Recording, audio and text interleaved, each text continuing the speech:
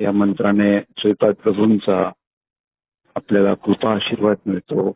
त्याच पद्धतीने आपण या मार्गातून, या व्हॉट्सअपच्या माध्यमातून श्रीपाद प्रभूंच्या पारायणाला सुरुवात करणार आहोत.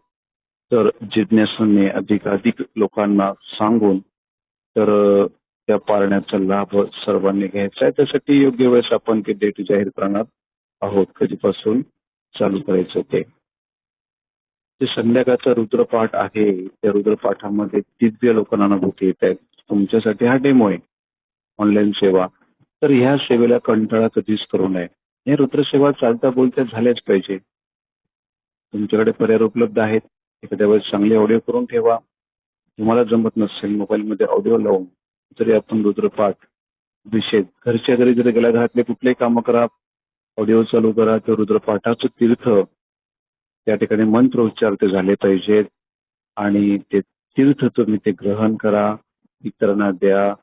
तुमच्या आयुष्यामध्ये कुठल्याच प्रकारची शारीरिक समस्या, आर्थिक समस्या किंवा इतरत्र समस्या हे शिल्लकच राहणार नाही. भगिनीने एकदाही काटेकोरपणे या सेवा केल्या पाहिजेत.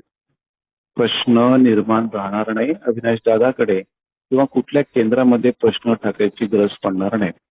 मुलांच्या समस्या आहेत, पती पत्नी मतभेद आहेत, पितरांच्या समस्या आहेत, आर्थिक प्रश्न आहे, शारीरिक समस्या आहेत.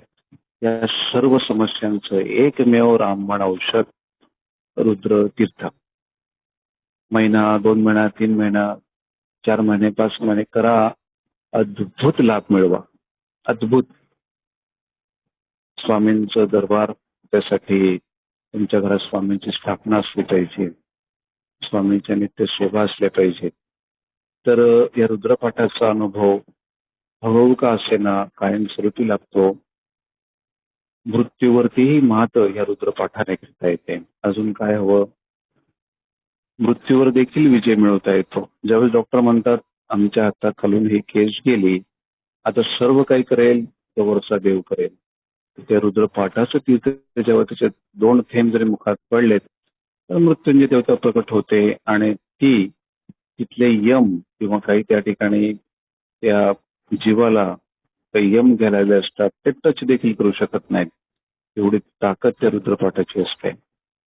त्यासाठी आपण तीर्थ जर दवाखान्यांमध्ये 2-2 थेंब जरी पोहोचवले रुद्रपाठ करून, अशा वेळेस जवळच्या नजदीकच्या केंद्रात जाऊन आपण जर रुद्रपाठ केला, पिंडीवरती तीर्थ आणून जर आपण त्या संकटग्रस्त अशा व्यक्तीला किंवा जो ICU मध्ये ऍडमिट आहेत, शेवटच्या स्टेपला आहेत, त्यांना जर आपण दिलात व्यवस्थित करून, किंवा अशा वेळेस घरच्या लोकांना कळत नाही, मदत म्हणून जर कोणी जवळच्या व्यक्तीने जर ती सेवा साधना केली, तात्काळ तो जीव वाचवता येतो. तेवढी ताकद रुद्रसेवेची आहे. तर ही वेळ कोणावर येऊ नये म्हणून आपण या सेवेमध्ये निरंतर असलं पाहिजे आणि त्यातून अनेकांना त्या सेवा आपण शिकवल्या पाहिजे. अद्भुत लाभ मिळाल्याशिवाय राहत नाही. कुलदेवीची सेवा आपल्या आयुष्यामध्ये खूप महत्वाची आहे. कुळ कुळ मूळ स्वरूप कुलदेवी, आपली आई, आपली खरी आई. खरी आईची सेवा झाली पाहिजे. बऱ्याच ठिकाणी काय झालंय, आपल्याकडे जे PDF आता ऐकून घ्या सगळ्यांनी, अगदी व्यवस्थित पद्धतीने ऐका. अनेकांचे प्रश्न या माध्यमातून सुटणार आहेत. आमच्याकडे प्रश्न येतात, ते उपस्थित राहणारच नाही तुमच्या पुढे प्रश्न, त्याचे उत्तर मी देतोय. माऊलींनी शास्त्रधर्म पुस्तक काढलंय, 96 कुळी मराठा. माझा आवाज सगळ्यांपर्यंत येतोय व्यवस्थित?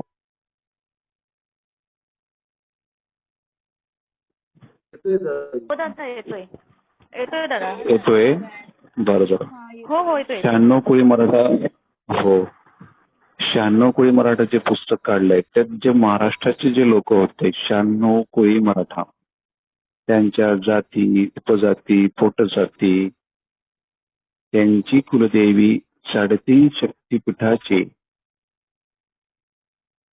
मूळ कुलदेवी त्यांनी सांगितले, कुलदैवत सांगितलंय, गोत्र सांगितलंय, ऋषी पंचक सांगितलंय. तर काही सेवेकऱ्यांचे आडनाव त्या ठिकाणी नाहीयेत. आता जे लोक राजस्थानमधून, MP मधून, गुजरातमधून, महाराष्ट्रामध्ये स्थित झालेत, बरेच लोक राजस्थानचे आहेत, बरेच लोकांच्या कुलदेव्या राजस्थानच्या आहेत. तर गेले 300-400 वर्ष, 100 पेक्षा जास्त वर्ष ज्या पिढ्या या ठिकाणी स्थित झालेल्या आहेत. तर काहींची कुलदेवी राजस्थानची असेल, मूळ कुलदेवी, काहींची MP मध्ये असेल, काहींची गुजरातमध्ये असेल आणि ते स्थित येऊन महाराष्ट्रात त्यांना बरीच वर्ष झाली, 1-2 पिढ्या झाल्या. तर अशांनी तुम्हाला 50 वर्ष जरी ते या ठिकाणी राहायला झाले, 20 वर्ष जरी झाले, तुम्ही कायमस्वरूपी सेटल या ठिकाणी झालात, तर तुमची मूळची कुलदेवी ही राजस्थानची आहे, धन्यवाद आहे, ठीक आहे, पण तुम्ही त्यांची सेवा 3.5 शक्तिपीठांमधून करत चला. 3.5 शक्तिपीठ म्हणजे काय? पहिलं शक्तिपीठ आहे माहूरगडाची रेणुका माता, संपूर्ण शक्तिपीठ महालक्ष्मी कोल्हापूरची. तिसरी आहे तुळजाभवानी तुळजापूरची. चौथी आहे अर्धशक्तिपीठ सप्तशृंगी माता वणीची. तर आपण या 3.5 शक्तिपीठामधलीच आपली एक देवी, योग्य ती देवी आपण मानली पाहिजे आणि तिची सेवा केली पाहिजे. आपण जो जय जयकार करतो, उदयस्तु श्री महाकाली, महाकालीच्या स्वरूपामध्ये आपण रेणुका देवीला मानलं पाहिजे. महाकाली महालक्ष्मी स्वरूपामध्ये कोल्हापूरची महालक्ष्मी आहे. महासरस्वतीच्या रूपामध्ये आहे तुळजापूरची भवानी माता, राजराजेश्वरीच्या स्वरूपात आई सप्तशृंगी माता. तर त्यासाठी माऊलींनी एक ग्रंथ देखील, पुस्तक देखील काढले आहेत. काही तुमच्या जवळपासच्या ग्रामदेव्या लोकांनी मानून ठेवल्या आहेत. तर त्या ग्रामदेवतांनी मानून ठेवलेल्या देवतांच्या तुमच्या मूळ स्वरूपात कुलदेवी कोणत्या 3.5 शक्तिपीठातल्या, तर ते देखील सांगितलंय. महाराष्ट्रात तुम्ही स्थित झालात म्हणून 3.5 शक्तिपीठात तुम्ही मानले पाहिजे. जे गुजरातचे आहेत, जे राजस्थानचे आहेत, त्यातले शक्तिपीठ त्यांना त्यांची सेवा केल्या पाहिजेत. शक्तिपीठ जर आपल्याला कळत नसेल तर आमच्याकडे 3 प्रयोग आहेत, ते आपण ऍडमिन करून समजून घ्यावेत. त्यांना प्रश्न टाकावेत की आमची कुलदेवी मला शास्त्र धर्मात मिळाली नाही, तर आमची कुलदेवी मिळण्यासाठी आम्ही कोणती सेवा केली पाहिजे. आम्ही ते त्यांना सांगितलंय. कुठल्या ऍडमिनला सांगितलं तर चटकन तुम्हाला त्याची उत्तरं देतील. त्यातनं आपण कुलदेवी ही शोधली पाहिजे. आता आमच्याकडनं देशभरातनं लोक आहेत, आउट ऑफ कंट्रीचे देखील लोक आहेत. त्यांचे काय प्रश्न सुटत आहेत, ठीक आहे, पण कधी कधी तुम्ही इंडियामध्ये आलात, महाराष्ट्रामध्ये आलात, तुमच्या मूळ स्थानावर जाऊन त्यांचा मान सन्मान अभिषेक हे सर्व करत चला. प्रत्येक सेवेकऱ्याने आपल्या 3 वर्षातनं एकदा भूस्थानी कुलदेवीचा मान सन्मान केलाच पाहिजे. घरात मांगलिक कार्य, लग्न, मुलामुलींची विवाह जमण्याच्या आधी आई जगदंबेला मूळ स्थानी जाऊन मान सन्मान करून, अगदी या मुलीचा आज विवाह करायचा आहे किंवा आता आम्ही विवाहाला सुरुवात करणार आहोत, मुलं बघायला सुरुवात करणार आहोत किंवा मुली बघायला सुरुवात करणार आहोत, हे करण्याच्या आधीच यावर्षी लग्न करायचंय. चला आई भगवतीकडे चला, तिचा मान सन्मान करा, प्रार्थना करा की मुलीचं किंवा मुलाचं योग्य ते स्थळ आपण आपल्या आशीर्वादाने जुळवून आणा आणि योग्य तो त्यांना आशीर्वाद द्या, असं म्हणून तिथं मान सन्मान करायचा. हे कुलदेवीचा आशीर्वाद झाला. त्याच पद्धतीने आपल्या घरातील पूर्वजांचा आशीर्वाद पण घेतला पाहिजे, पितरांचा. तो कसा घेणार? तर एक नारायण नागली विधी आहे, ती पण आपण केली पाहिजे. त्या जर गोष्टी आपण केल्या तर भावी आयुष्य मुलांचं कौटुंबिक सौख्य त्यांना मिळतं, ऐश्वर मिळतं. पुढे घटस्फोटासारखे प्रसंग होत नाहीत, पती पत्नीमध्ये मतभेद होत नाहीत, त्यांचे संसार सुखाचे होतात. तर या गोष्टी पालकांनी अवश्य लक्षात घेतल्या पाहिजे.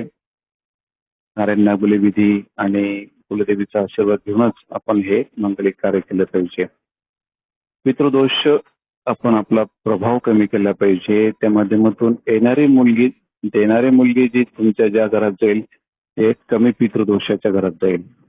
येणारी जी सून आहे तुमच्या घरात ती कमी पितृदोषाच्या घरातून तुमच्याकडे येईल. कुलदेवीचा मान सन्मान केला तर तुमच्या दोघी संसारांचे जे काही मतभेद आहेत ते होत नाहीत आणि सर्वार्थाने आपसात विचार जुळतात आणि मांगलिक व्यवहार होतात. सर्वप्रथम लग्न आई वडिलांच्या विरोधात असणं हे स्वामींना अजिबात मान्य नाही. आंतरजातीय विवाह स्वामींना अजिबात मान्य नाही. आणि बॅलन्स आपण संस्कृतीचा करतोय, लक्षात घ्या. हा बॅलन्स आपण सांभाळून ठेवला पाहिजे. हा बॅलन्स ज्या दिवशी कमीत कमी होत जाईल, लव्ह मॅरेजेस वाढतील आणि मनासारखे नवरदेव तुम्ही शोधायला लागाल, त्यावेळेस त्या संस्कृतीचा बट्ट्याबोळ झाल्याशिवाय राहणार नाही. आणि हळू का असेना ते पतन, चिग्रपतन आपल्याला दिसतंय. आणि आजच्या स्थितीला 100तून 60 घरांमध्ये घटस्फोटाचे वातावरण झाले. लग्न वर्ष 2-3 वर्ष त्यात सगळं अस्तव्यस्त झालंय. हे कशामुळे कार्यक्रम भाव कळत नाहीत. फार गंभीर विषय आहेत. मूळ आपण विसरलोय सगळ्या गोष्टी. मूळ कुलदेवी विसरलोय, कुलाचार विसरलोय, पितृशास्त्र विसरलोय, वास्तुशास्त्र विसरलोय, संस्कृती विसरलोय. चे गंभीर परिणाम कालांतराने भोगावे लागणार आहेत. कुठेतरी हा प्रचार प्रसार त्या माध्यमातून हा रोखण्याचा प्रयत्न चाललाय. तर हे विषय गांभीर्याने घ्या आणि याच्यावरती विज्ञानवादी लोकांनी वादविवाद न करता हे दोष श्रद्धा ठेवून, देवावर विश्वास ठेवून आपण या गोष्टी अवश्य केल्या पाहिजेत. लग्न जमवताना पालकांनी, दोघी कुटुंबांनी मानपान विसरून जाऊन, हुंडा न घेता, सर्वात महत्वाने हिंदू धर्मानुसार वैदिक पद्धतीने लग्न लावत चला. आणि लग्नाची महत्वाची वेळ जी काही तुम्ही मुहूर्त घटिका काढली आहे ती तंतोतंत पाळण्याचा प्रयत्न करत चला. त्या भावी आयुष्य, त्या जीवांचं, वधूवरांचं ते सुखमय होईल याची काळजी आपण वधूवर माता पिता यांनी घेतली पाहिजे, त्या समाजाने घेतली पाहिजे. आपण इतरत्र गोष्टी, ते डीजे लावून नाचणं, बँड, खाणं पिणं, त्या गोष्टी होत राहतील. त्याच्यावर तुम्ही वादविवाद करणार नाहीत. ते कितीपत योग्य आहेत आणि कितपत चुकीचे आहेत ते आपण स्वतः ठरवावं. आणि आपले वैदिक विवाह ह्या शास्त्रशुद्ध पद्धतीने केल्या पाहिजेत. त्या घरांना निश्चितच स्वामींचा आशीर्वाद असतो. ज्या घरांमध्ये स्वामींच्या सेवा असतात निश्चितच ते मांगलिक कुटुंब अध्यात्माकडे वळू शकतं. ज्या अर्थी प्रभू रामचंद्रांना लग्न त्यांचं मुहूर्त टळल्यावरती साधारणतः 1 ते 1.5 तास उशीर त्यांच्या लग्नाला झाला. क्रूर ग्रहाच्या फेऱ्यामध्ये त्यांची त्या ताळी लागली होती. प्रभू रामचंद्र आणि माता सीता त्यांच्या आयुष्यात प्रचंड वनवास झाला, वियोग झाला. सर्व समजत असून देखील सुखाचा संसार कधी झालाच नाही. प्रत्येक ठिकाणी परीक्षा परीक्षा परीक्षा. ती माता सीता भूमीतून प्रकट झाली आणि भूमीतच लिंग झाली ती सीता माता. तर हे प्रत्येकाचं प्रारब्ध हे वेगळ्या पद्धतीचं असतं. ते देवांना चुकलं नाही, सामान्य माणसाची गोष्टच काय. म्हणून हे विषय गांभीर्याने आपण बघितले पाहिजे. उच्चभ्रू संस्कृतीच्या लोकांनी हे विषय मनापासून मानून मला याच्याशी काही घेण्यात नाही का, तुमच्या मुलांची लग्न तुम्ही कशाही करा, माझा काय रोल याच्यात. तर हे धर्म संस्कृतीचे काही विषय दाखले आम्ही देत असतो. त्या माध्यमातून टाळण करता गांभीर्याने विचार करून, संस्कृतीचा अभ्यास करून आपण त्या मुहूर्त घटिका लग्नाच्या पाळल्या पाहिजेत. नाहीतर न सुटण्यासारखे प्रश्न आमच्याकडे येतात. त्यावर ही परब्रह्माची सेवा दिली जाते आणि त्यातून ते निष्कर्ष लावून सेवा साधना करून त्याच्या संकटावरती मात केली जाते. आणखी सगळ्यात कठीण प्रश्न येत्या काळामध्ये निर्माण होणार आहे या विज्ञान युगामध्ये, तो म्हणजे संततीचा आहे. संतती थोडा कठीण प्रश्न आहे. येत्या 30-40 वर्षामध्ये संततीचा खूप मोठा प्रश्न होणार आहे. तर ही संस्कृती टिकवून ठेवण्यासाठी काही गोष्टी अगदी मूल्यवान आहेत. जे हायब्रिड सध्या अन्नाच्या प्रभावाने आपण विष खातोय, ते विषाचं प्रमाणाचा प्रभाव म्हणून वृक्षांमध्ये स्पर्म्स क्वांटिटी दिवसेंदिवस कमी होते. उद्या उठून संतीचा विषय गंभीर होणार आहे. म्हणून आपण स्वामींच्या सेवेत आल्यावरती साधना केल्याने त्या स्पर्म्स पुनर्जीवित केले जाऊ शकतात. त्यासाठी प्रभावी मंत्र म्हणजे गायत्री मंत्र. एखाद्या डॉक्टरांनी जर सांगितलं एखाद्या व्यक्तीला की याला आयुष्यात मूलबळ होऊच शकत नाही, रिपोर्ट तसे दाखवत आहेत, असे रिपोर्ट आमच्याकडे आले सुद्धा, बरेच आले. डॉक्टरांनी सांगून दिले की याला ह्या व्यक्तीला संतती होऊ शकतच नाही. 6 महिने फक्त गायत्री मंत्राचा 5 माळी जप करून ती रक्षा ग्लासात पडल्यावरती 5 माळींची रक्षा ती प्राशन केल्याने, ते पाणी ती तीर्थ प्राशन केल्याने चमत्कार झाले. 40 दिवसाची सेवा पण 20 ते 25 दिवसातच त्या व्यक्तीमध्ये प्रचंड फरक पडलाय. एवढी ताकद गायत्री मंत्राची आहे. तर या सेवा साधना आपल्याला पुढील काळावरती संकटांवरती मात करू शकतील. संततीसाठी इथून अनेक सेविकांना, शेकडो लोकांना अनुभव आलेले आहेत. त्यासाठी आम्ही भगवान कृष्णांच्या सेवा देतो. नारायणने आपली विधी करायला सांगतो. पण ते डॉक्टरांनी ज्या ज्या व्यक्तींना सांगितलं की तुम्हाला संतती आयुष्यात होऊ शकतच नाही, त्यांनाही संतती झाली. ज्या ब्राह्मणांनी कुंडली बघून सांगितले तुमच्या आयुष्यात पुत्र नाहीच नाही, त्यांनाही पुत्र झालेत. अशक्यही शक्य करतात स्वामी. तुम्ही अनेकांकडे जा, तुम्हाला अनुभव येतील. पण जेव्हा आमच्याशी तुम्ही कनेक्ट होणार, तुम्हाला महाअनुभव येईल. अनेक आजारांवरती रामबाण औषध, रुद्रायण, त्याच पद्धतीने दुमावती तीर्थ आहे, आरोग्य यंत्रावरच्या सेवा आहेत. तर ह्या रामबाण सेवेतून दिल्या जातात आणि अद्भुत लाभ श्रद्धेने तुम्हाला मिळतात. डॉक्टरांचे निर्णय काही असो, स्वामींचा निर्णय महत्वाचा असतो आणि तुमचे प्रश्न सुटलेले असतात. सर्वांनाच आर्थिक समस्या असतात. मी वारंवार श्रीयंत्रावरच्या सेवा सांगतो. आपल्या घरी श्रीयंत्र आणून, हे श्रीयंत्र केंद्रातच असावं, त्याची गॅरंटी असते. इतर श्रीयंत्राबद्दल आम्ही बोलू शकत नाही. त्या श्रीयंत्रावरच्या प्रभावी सेवा आहेत. रोज रात्री तुळशी माळेवरती विष्णू गायत्री, लक्ष्मी गायत्री, कुबेर मंत्र, कमलात्मक मंत्र एक माळ करावी. व्यंकटेश स्तोत्र, श्री सूक्त याचा पाठ करावा. अभिषेक युक्त केला ते उत्तम. त्या श्रीयंत्रावर कमळगठ्ठ्याची माळ ठेवावी. कमळगठ्ठा म्हणजे काय? कमलाच्या बी पासून तयार केलेली ती कमळगठ्ठ्याची माळ. तर कमळ म्हणजे काय? ज्यावर लक्ष्मी विराजमान आहे. पण असं कमळ म्हणजे त्या लक्ष्मीचं आसन असतं. तर आपण लक्ष्मीला वाहू शकतो का कमळाची फुलं 108? सामान्य व्यक्तीला शक्य नाही आणि थोडी आपल्याला फुलं मिळणार पण नाहीत. म्हणून आपण सकाळी देवपूजेच्या वेळेस श्रीयंत्र स्वच्छ करून आपण त्यावरती कमळगट्ट्याची माळ ठेवावी. म्हणजे त्या लक्ष्मीला 108 कमळाची फुलं वाहण्याचं पुण्य आपल्याला मिळतं. आणि ह्या सेवेने 40 दिवसामध्ये अशक्य ही शक्य गोष्टी होतात. रुद्रपाठानंतर आम्हाला ते 40 दिवसाची सेवा या पद्धतीने घ्यायची आहे, संध्याकाळी 7 वाजता. म्हणून सर्व सेवेकऱ्यांना आतापासून श्रीयंत्र आपल्या घरात आणून ठेवा. अद्भुत लाभ होतील. अनेक ज्या आर्थिक समस्या आहेत, त्यांचे प्रचंड लोन आहेत, पैसे अडकलेले आहेत,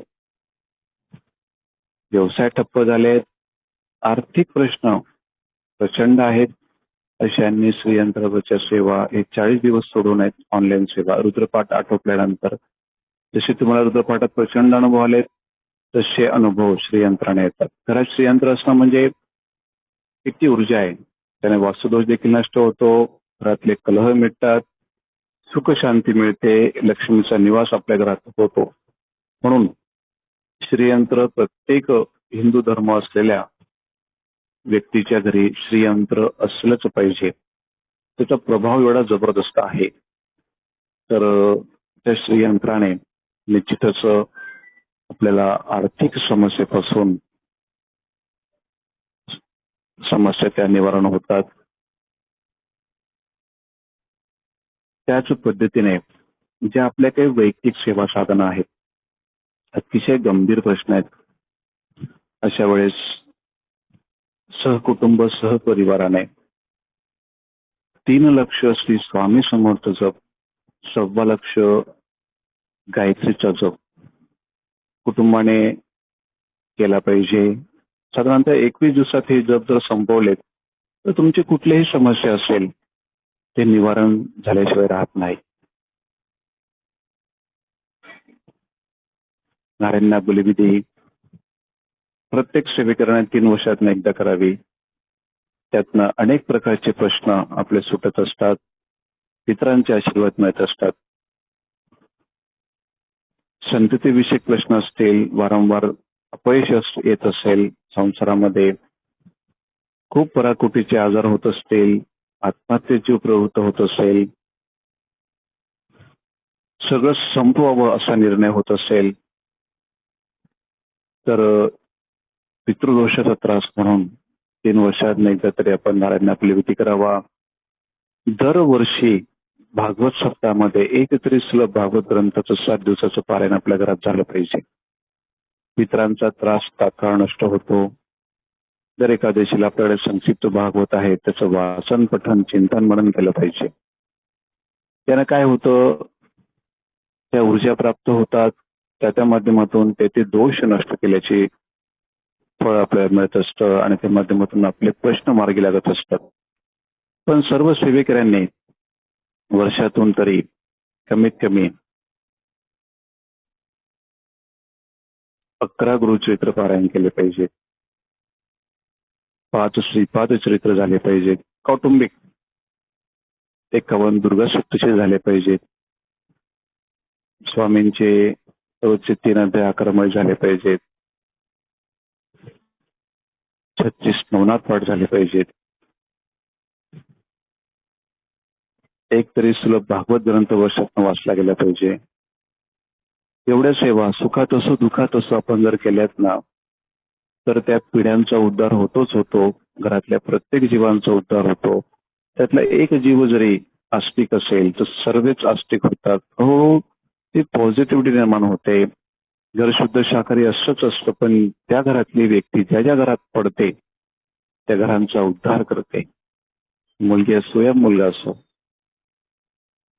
पण ज्या घरात मुलगी जाईल ती सेवा घेऊन जर जाईल तर नक्कीच त्या घराचा उद्धार करेलच.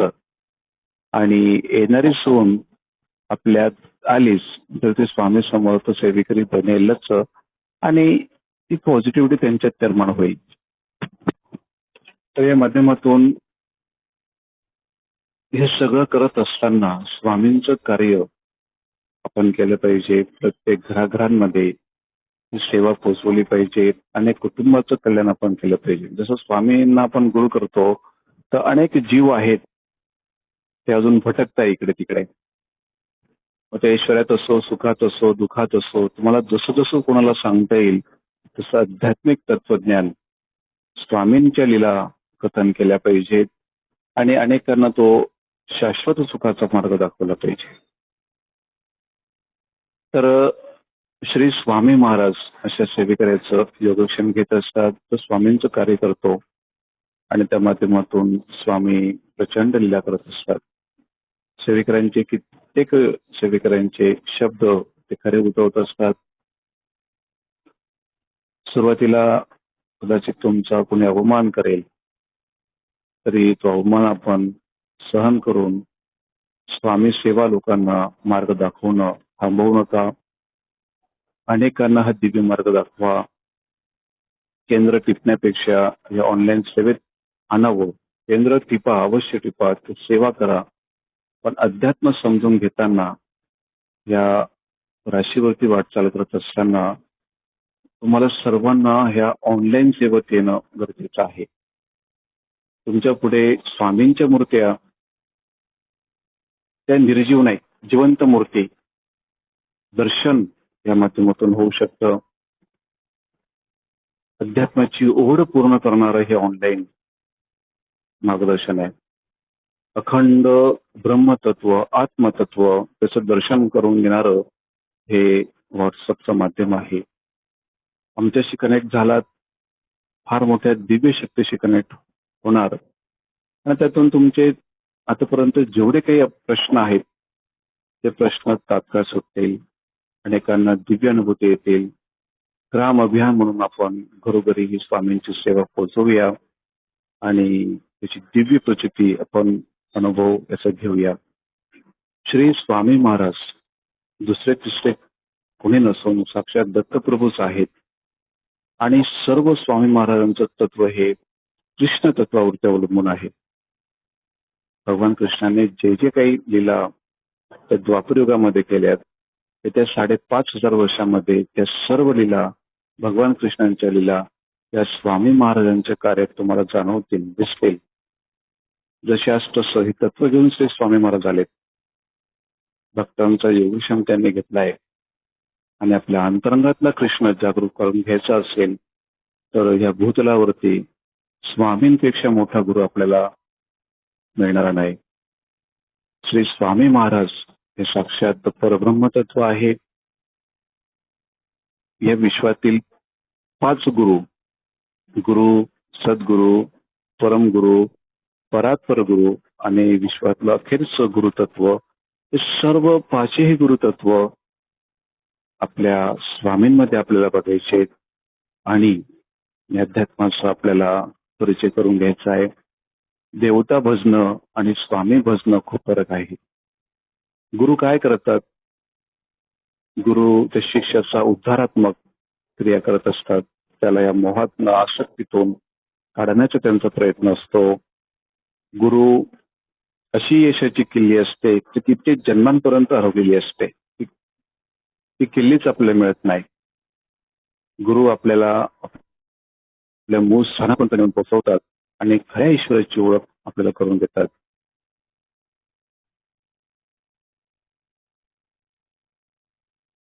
तुकाराम महाराजांनी देखील सद्गुरूंची खूप स्तुती केलेली आहे.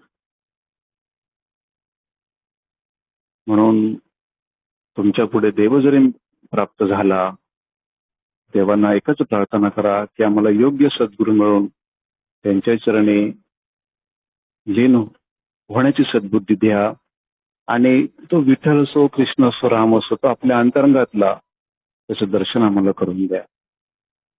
हे गुरु सामर्थ्य एवढं मोठं असतं की ते आपलं अंतर्गत शक्तीचा विकास करून देणारे असतात. सगळे माध्यम उघडे करून देणारे असतात. पंचमहाभूत देखील त्या गुरु शक्तीपुढे झुकलेले असतात. तर ही शक्ती विशाल आहे, हिचा अनुभव आपण घेतला पाहिजे आणि त्या माध्यमातून स्वामींचं कार्य, ते गुरूंचं कार्य, स्वामींचं कार्य म्हणून आपण ही सेवा घरोघरी पोहोचवली पाहिजे. स्वामी साक्षात दत्तप्रभू आहेत. दत्त तत्वात्म कार्य चालते आणि दत्त म्हटले तर विश्वात गुरु दत्त ही पदवी, गुरूंची पदवी ही फक्त दत्त प्रभूंनाच लावण्यात आलेली आहे. त्यांनी देवत्व तर मिळवलं, पण देवतांचे ते गुरु झालेत आणि त्यांनी 24 तत्वाचे गुरु केलेत. कशामुळे केलेत? त्यांनी चिंतन केलं. जे जे अध्यात्माला अपेक्षित आहे तिथे गुण त्यांनी त्या गुरूंकडनं घेतले. आपल्याला अध्यात्म म्हणजे कळत नाही, आपण गुण कोणाकडनं कसे घेणार? आपल्या लोकांमध्ये दोषच दिसत असतात. चांगले गुण दिसत नाहीत, चांगलं कार्य दिसत नाही. तर दोष आपल्यात बघत चला, दुसऱ्यांमध्ये चांगले गुण बघत चला. आपण उलट नेमकं करतो. स्वतःला सिद्ध करण्याच्या भूमिकेमध्ये आपण स्वतःला सदोष समजतो आणि दुसऱ्याला दोषी समजतो. तर हे चुकीच्या भावना आपल्याला चुकीच्या ठिकाणी नेऊन पोहोचवतात. म्हणून अंतरंगातनं आपण स्वतःचे दोष काढायचे आणि दुसऱ्या व्यक्तीचे दोष न काढता त्यातले सद्गुण आपण काढून त्याची बरोबर स्तुती करायची. तुम्हाला विश्व बदललेलं दिसेल. जग दुरुस्तीला जाऊ नका. जग रामकृष्णाकडून दुरुस्त झालं नाही. या पिढ्या आपल्या किंवा आपले भाऊबंदकी हे राम सुद्धा थकला, कृष्ण थकले, त्यांच्याकडनं दुरुस्त झाले नाहीत. आपण स्वतः दुरुस्त व्हा, विश्व दुरुस्त झालेलं दिसेल. संतांनी अद्भुत कार्य केलं. त्यांना प्रचंड विरोध झाला. आध्यात्मिक तत्वज्ञान प्रचंड विशाल आहे. त्यात उतरणं म्हणजे अनंत जन्मांची पुण्याईचा कस लावण्यासारखं आहे. ते सहज कोणाला मिळत नाही, अजिबात मिळत नाही. तुमच्या कोटी कोटी पुण्याची रास एकत्र जोपर्यंत येत नाहीत तोपर्यंत तुम्ही आमच्याशी कनेक्ट होऊ शकत नाही. कनेक्ट झालाच तर प्रेझेंट टेन्स मध्ये तुम्ही कितपत टिकतात तुमच्या बुद्धीवरती, विवेकावरती अवलंबून आहे. इथून डायरेक्ट थेट मोक्ष मिळतो. आमच्याकडे कनेक्ट झाला तर सगळ्या मोक्षाच्या दीक्षा मिळतात. सरळ स्वामींपर्यंत पोहोचण्याचं शॉर्टकट स्थान आहे. इथून ज्ञानाने प्रगती होते. अनेक ठिकाणी अनेक प्रवास असतो. तो प्रवास आपण कधी बैलगाडीवर करतो, सायकलीवर करतो, मोटरसायकल नाही करतो, फोर व्हीलर नाही करतो, आणखी एक्स्ट्रा कुठली ऑर्डनरी बसमध्ये करतो, ड्रायव्हरमध्ये करतो, ट्रेनमध्ये करतो, एरोप्लेन नाही करत असाल. पण हा आध्यात्मिक प्रवास आमचा असा आहे, तो सरळ यानने जातो. यान. आणि ते यान एवढं वेगाने जातं ते स्वामींपर्यंत पोहोचतं. तो टप्पा तुम्ही 50 वर्ष स्वामी दरबार सेवा केल्यात, आमच्याकडे फक्त 5च वर्ष या. ती स्थिती तिथपर्यंत मिळून जाईल. त्या तत्वज्ञान, तत्वचिंतन आणि प्रत्येक वेळेस सावध होऊन तुम्ही केलेल्या साधना फक्त या माध्यमातून तुम्ही यशाचं शिखर गाठलेलं असाल. किती दिवस आरत्या करणार, किती दिवस मंदिरं टिपणार, किती दिवस केंद्र टिपणार, किती दिवस येत नाही होम हवन करणार. त्यात ते घुसलंच नाही, फक्त अहंकार आलाय.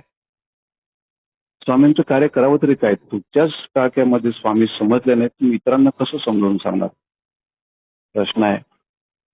फक्त दर्द फौज निर्माण करायची का, गर्दी निर्माण करायची का, त्यातनं दर्द कसं असला पाहिजे, त्या ऊर्जा कशा निर्माण झाल्या पाहिजे. त्यावेळेस सत्संग होतो, आपल्याकडे लाख लाख लोक जमा झालेले असतात. त्या लाख लोकांकडनं स्वामी जप का होत नाही? त्या लाखोंच्या याच्यातनं जर एक माळ जरी स्वामींची जप केला, एक माळ जरी गायत्री जप केला, एक माळ जरी महामृत्युंजय जप केला, ती ऊर्जा किती प्रचंड प्रमाणात पसरेल. कली शैरवरा होऊन पडेल. त्या ऊर्जेच्या माध्यमातून तेथे स्थान तीर्थ बनतील. सामूहिक जपामध्ये एवढी ताकद असते. तर तसं घराघरातून या सगळ्या सामूहिक सेवा झाल्या पाहिजेत. आध्यात्मिक कसोटीला पात्र ठरणं म्हणजे हा श्री स्वामी समर्थ एकमेव विश्वातला मार्ग आहे. इथल्या प्रवृत्त्या जर आपण थोड्या साईडला जर ठेवल्यात ना, तर शुद्ध बुद्ध परमेश्वराचं दर्शन होतं. कलियुगाने सुद्धा या केंद्रांना गिरलाय. तो एनकेन प्रकारे केंद्रांचा विकास होऊ देत नाही. ती स्वामींची ऊर्जा त्या स्थानिक प्रकट होऊ देत नाहीत. त्याने जो ग्रंथांचं चिंतन करेल, जो चिंतन करून मंथन करून संत तत्व समजून घेईल, त्याच्यापासून भगवंत कधीही दूर राहू शकत नाही. आपलं काय होतं, जसं गोष्टीरूप ऐकतो पण आहेत तेच त्या ठिकाणी राहतो.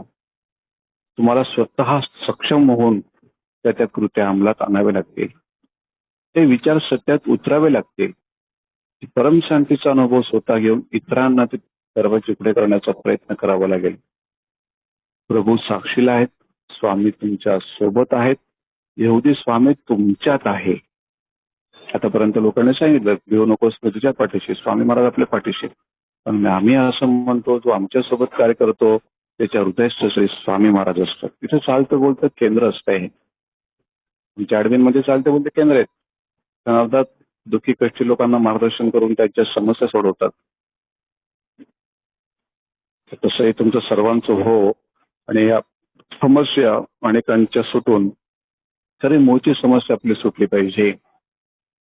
हे जीवनात आपलं काय काम आहे? फक्त एवढंच काम आहे का लग्न करायचे, संसार काढायचे, मुलं बाळांना जन्म द्यायचा आणि त्यांना आयुष्यावर पोसत बसायचं, इकडे तिकडचे गप्पा करत बसायचा. यासाठी मानवी जन्म मुळातच नाही. प्राण्यांचे जन्म होतात, त्यांचे संसार होतात, त्यांना त्याच्या प्रगतीने ज्ञान दिले देवाने, पण बुद्धी नाही दिली. बुद्धी सर्व जाणून घेण्याची क्षमता ती फक्त मानवातच आहे. विज्ञान अध्यात्माचा अगदी किरकोळ शेवटचा भंगार हिस्सा म्हणजे विज्ञान आहे. किरकोळ वेदांचा अगदी किरकोळ भाग म्हणजे विज्ञान. विज्ञानाचं आता हे दशक ते दशक काय त्या 4.5 लाख वर्षाचं सगळं विज्ञान वेदांचा एक किरकोळ भाग आणि हिस्सा आहे.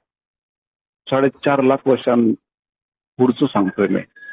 10, 20, 25, 50 वर्षाचं नाही सांगत आहे. एवढं विशाल अध्यात्म आहे, प्रचंड आहे, अनंत असं आहे. ते ज्ञान एवढं विशाल आहे की तुम्ही त्यात उतरलात ना, स्वतंत्र तुमच्या स्वतः वेगवेगळ्या पृथ्व्या निर्माण कराल, वेगवेगळ्या माया निर्माण कराल. परब्रह्म स्वरूप झाल्यावर ते मोठमोठे देव झाले ते काही करतात. जसं आपण चंद्रावर जातोय तिथे वेगळ्या संपत्ती निर्माण करू, तसे हे देव झाले की त्यांचे त्यांचे ग्रह तारे नक्षत्र सगळं सगळं चेंज करून ते अनंत कोटीमध्ये त्यांचं नवीन प्रॉपर्टी तयार करून सोडतात. एवढी ताकद त्या विज्ञान अध्यात्मामध्ये आहे आणि त्या लोकांचे मालक ते होऊन जातात. तर आपण खरा अंश परमेश्वराचा आपल्यात आहे. त्या अंशाचं स्वरूप परमेश्वर स्वरूप ओळखायचं असेल तर गुरूंचं सहकार्य घ्यावं लागतं. प्रचंड नम्रता ठेवून आणि कोटी कोटी साधना करून त्या कोटी तत्वाच्या साधना करून त्या मूळ स्थानी स्थित होणं म्हणजे अध्यात्म आहे. अज्ञानाकडून ज्ञानाकडे जा म्हणजे अध्यात्म आहे. असत्याकडून सत्याकडे स्वतःचा शोध घेणार. डोळे म्हटल्यानंतर आपल्याला अंधारच अंधार दिसतं, पण डोळे बंद केल्यानंतर जिथं तेज चमकतं ते अध्यात्म आहे. अंधाराकडून प्रकाशाकडे जाणं.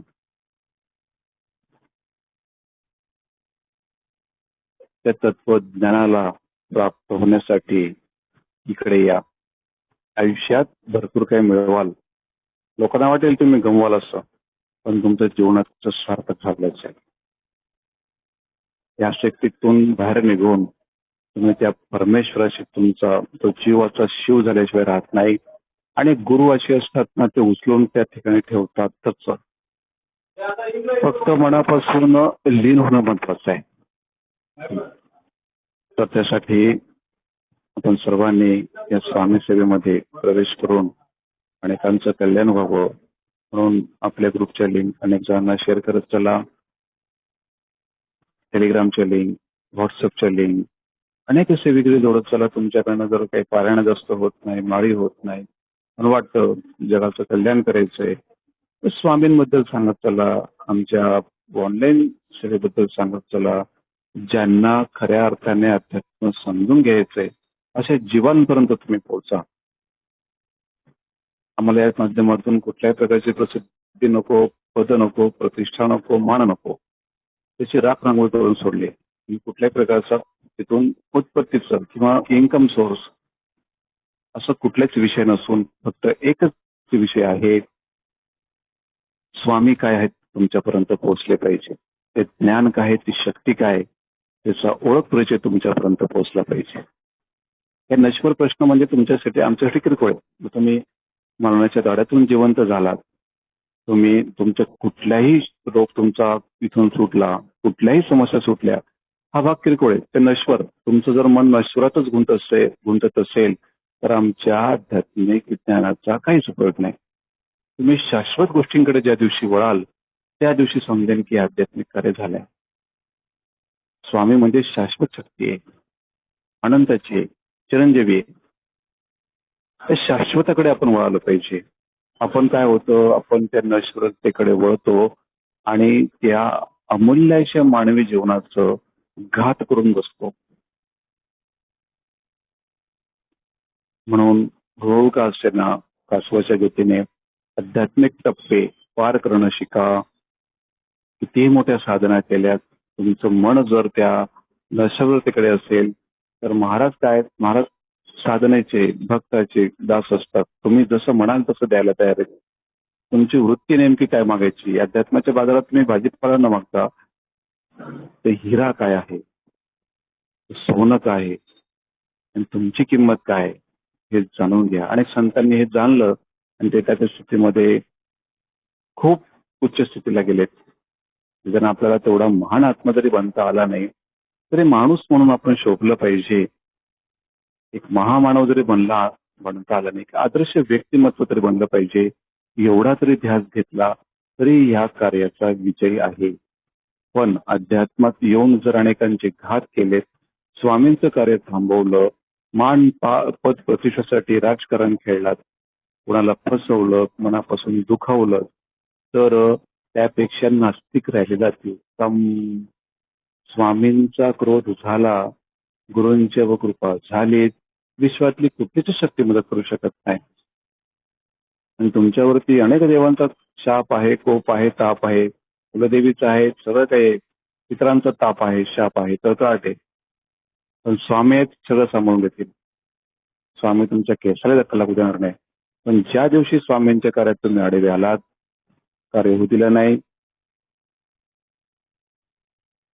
स्वतःही कार्य केलं नाहीत, दुसऱ्यांनाही करू दिलं नाहीत, इतर सेविकांना दुखावलात, त्रास दिलात, तुम्ही गुरु द्रोहाला बळी पडलात, तुम्हाला एकही देव मदत करणार नाही.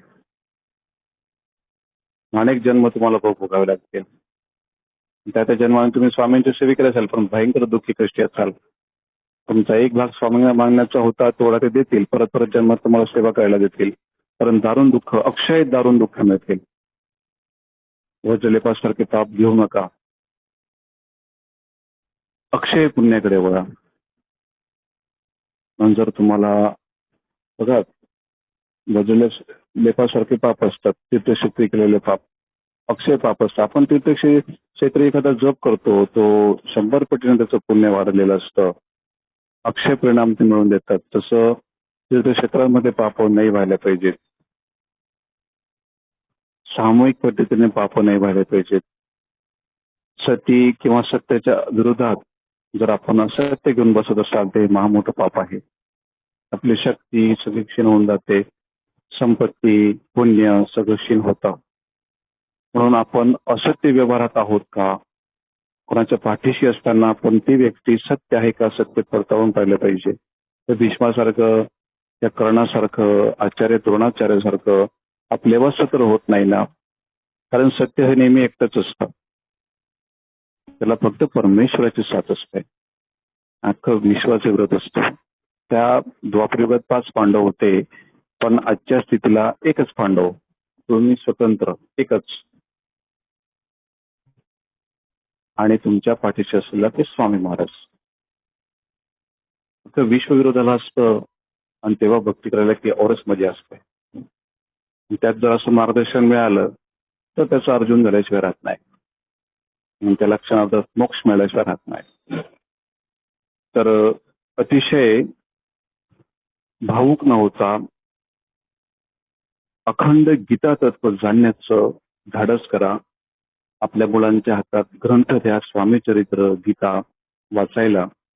कॉन्व्हेंटची पुस्तकं शोधण्याच्या पेक्षा काही लोक आता शोधतात, माझ्या मुलाने अधिक प्रगती केली पाहिजे, अनेक प्रकारचे क्लासेस लावतात, त्याला एंगेज ठेवतात आणि त्याच एंगेजमध्ये राहून राहून राहून राहून तो फार काही मिळवतो, पण त्या अमूल्य जीवनाचा घात करून तो फॉरेनला जातो, लाखो करोडचे पॅकेज कमवतो, काय टमाटमा इंग्लिश बोलतो, खूप काही करतो, विड्याकडे कपडे घालतो, काय सगळं करतो आणि प्रॉपर्ट्या कमवण्याच्या नादामध्ये बैलासारखं ते मनुष्य जन्म खर्च करतो. तर असं न करता स्वतः जो जीव जन्माला येतो त्या नेत्यांना काय सोबत नेतो हे जर आपण शिकलात, संस्कृती शिकलात आणि हे उत्तम अशी कर्मगती जर शिकलात तर मानवी जीवनाचं कल्याण झाल्याशिवाय राहत नाही, आध्यात्मिक शांती मिळाल्याशिवाय राहत नाही. एक चमत्कार होतो म्हणून अध्यात्माकडे येऊ नका. इथे काहीतरी मोठे चमत्कार होतात म्हणून अध्यात्माचा पाय धरू नका. स्वतःला शोधण्यासाठी इकडे या, साधना करण्यासाठी या, स्वामींना गुरु करा. आयुष्याचं कल्याण तुमचं झालेलं असेलच. स्वामींकडे त्या दृष्टीने बघण्याचं जर मार्गदर्शन जर मिळालं तर निश्चितच त्या आध्यात्मिक वाट सुलभ होते. स्वामी तुम्हाला कडे बसवून त्यांच्या जवळ येतील. कारण स्वामी हे करुणामय आहेत, भोलेनाथ आहेत, सर्व काही देऊन टाकणार आहेत, शिवशक्ती आहे. कुठलाही प्रश्न स्वामींपुढे मोठा नाही. तुमची भक्ती श्रेष्ठ असेल तर कुठलाही प्रश्न इथं सुटल्याशिवाय राहत नाही. आमच्याकडे आल्यानंतर सगळ्यांचेच प्रश्न सुटतात. एकही व्यक्ती एका माहितीने जाणार नाहीत. गुरुमाऊलींचा शब्द आहे. अनेक वेळेस त्यांनी मला सांगितलं स्वप्नातून की तुझ्या कार्याकडे माझं लक्ष आहे. एक वेळेला दिंडोरी दरबारात व्यक्ती रिकाम्या हाती जाईल, पण तुझ्याकडे आलेल्या व्यक्तीचं आम्ही काम करूच. तर थोडा वेळ लागेल. काहींना लवकर त्यांचे प्रश्न सुटतील, काहींना आणखी थोडा वेळ लागेल. त्यांना सेवा साधना झाल्यानंतर अनुभव मिळतील, काहींना त्याहीपेक्षा थोडा वेळ लागेल. पण प्रत्येकाचीच कामं होतील असं ह्या गुरूंचं विवचन आहे. म्हणून शांततेने का असेना इथे प्रश्नोत्तर टाका, अनेकांना प्रवृत्त करा. त्या पद्धतीने आमचं कार्य चालू आहे. हे विशाल कार्य व्हावं.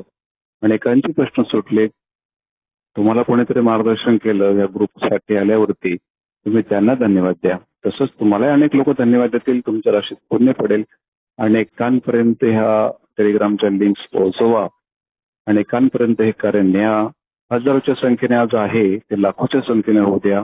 त्या माध्यमातून इथं कुठल्याही प्रकारचं काही इन्कम सोर्स नाही की आम्ही तुम्हाला सांगतो आम्हाला दान धर्म करा किंवा आमच्या प्रॉपर्टी वाढवा, असं कुठलाच विषय नसून फक्त ह्या जीवनावरती स्वामी कार्याची प्रेरणा करा. आम्हाला काहीच नाही बघा. आम्ही 24 तासातले 12 तास जॉब करतो. सगळं संसाराचं रहाटगाडं सांभाळून स्वामींचं कार्य करतो. केंद्रांमध्ये जाणाऱ्यांना कधी थांबवत नाही. अवश्य केंद्रांमध्ये भेटी द्या. पण तिथून काय मिळवलं आमचा प्रश्न आहे. मी सर्वांबद्दलच बोलत नाही. काही ठिकाणी अतिशय उत्तम असं स्वामींचं कार्य चाललंय. त्याचं प्रमाण कमी आहे. 4 भिंतीतलंच वास्तू सुशोभीकरण करण्यापेक्षा अंतर्मनात्म सुशोभीकरण करा. अध्यात्म विशालते वाटा कोण समजून सांगेल. 18 विभाग ठीक आहेत, मान्य आहेत, पण 20% अध्यात्म आणि 80% राष्ट्र कल्याण. आमचं गणित उलट आहे. 80% अध्यात्म आणि 20% राष्ट्रीय कल्याण. त्यातनं 10 जीव जरी घडलेत आत्मकल्याणार्थ तर ते 10 राज्य घडवतील. स्वामी विवेकानंद सांगत होते की मला फक्त 5च लोक द्या, पृथ्वी उलटी करून फेकून देतो. फक्त त्याने माझे सांगितलं शब्द पाळला पाहिजे. शब्दांमध्ये काय ताकद होती. तर हे अध्यात्म होतं. त्या अध्यात्माच्या बळावरती ते बोलत होते.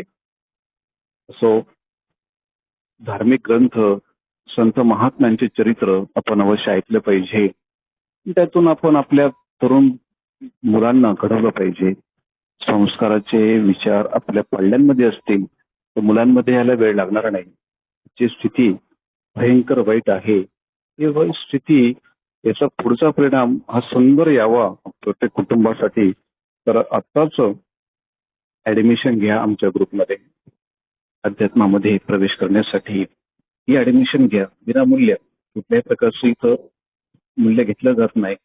आणि या माध्यमातून आम्ही गॅरंटी घेतो तुम्ही जर ह्या मिटिंग्स ऐकल्यात आणि स्वामींच्या सेवा केल्यात, तुमच्या भावी आयुष्य हे निरोगी, आध्यात्मिक, सात्विक आणि तुमच्या कितीतरी पिढ्यांचा उद्धार झाल्याशिवाय राहणार नाहीत.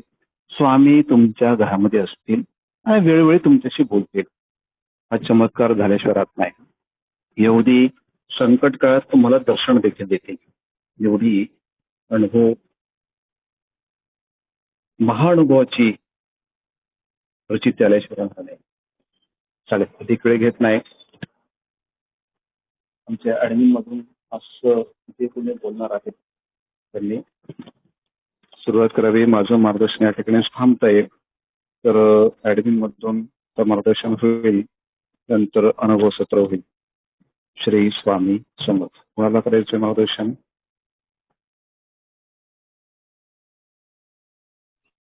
श्री स्वामी समर्थ दादा.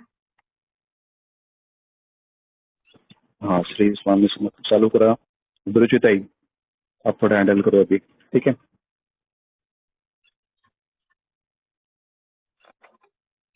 आवाज येतोय का माझा? हो दादा येतोय. हा, चालेल. ठीक आहे, चालू करा. श्री स्वामी समर्थ. सर्वप्रथम श्री स्वामी समर्थ महाराज, परमपूज्य मोरे दादा, परमपूज्य गुरु माऊली यांच्या चरणी त्रिवार वंदन.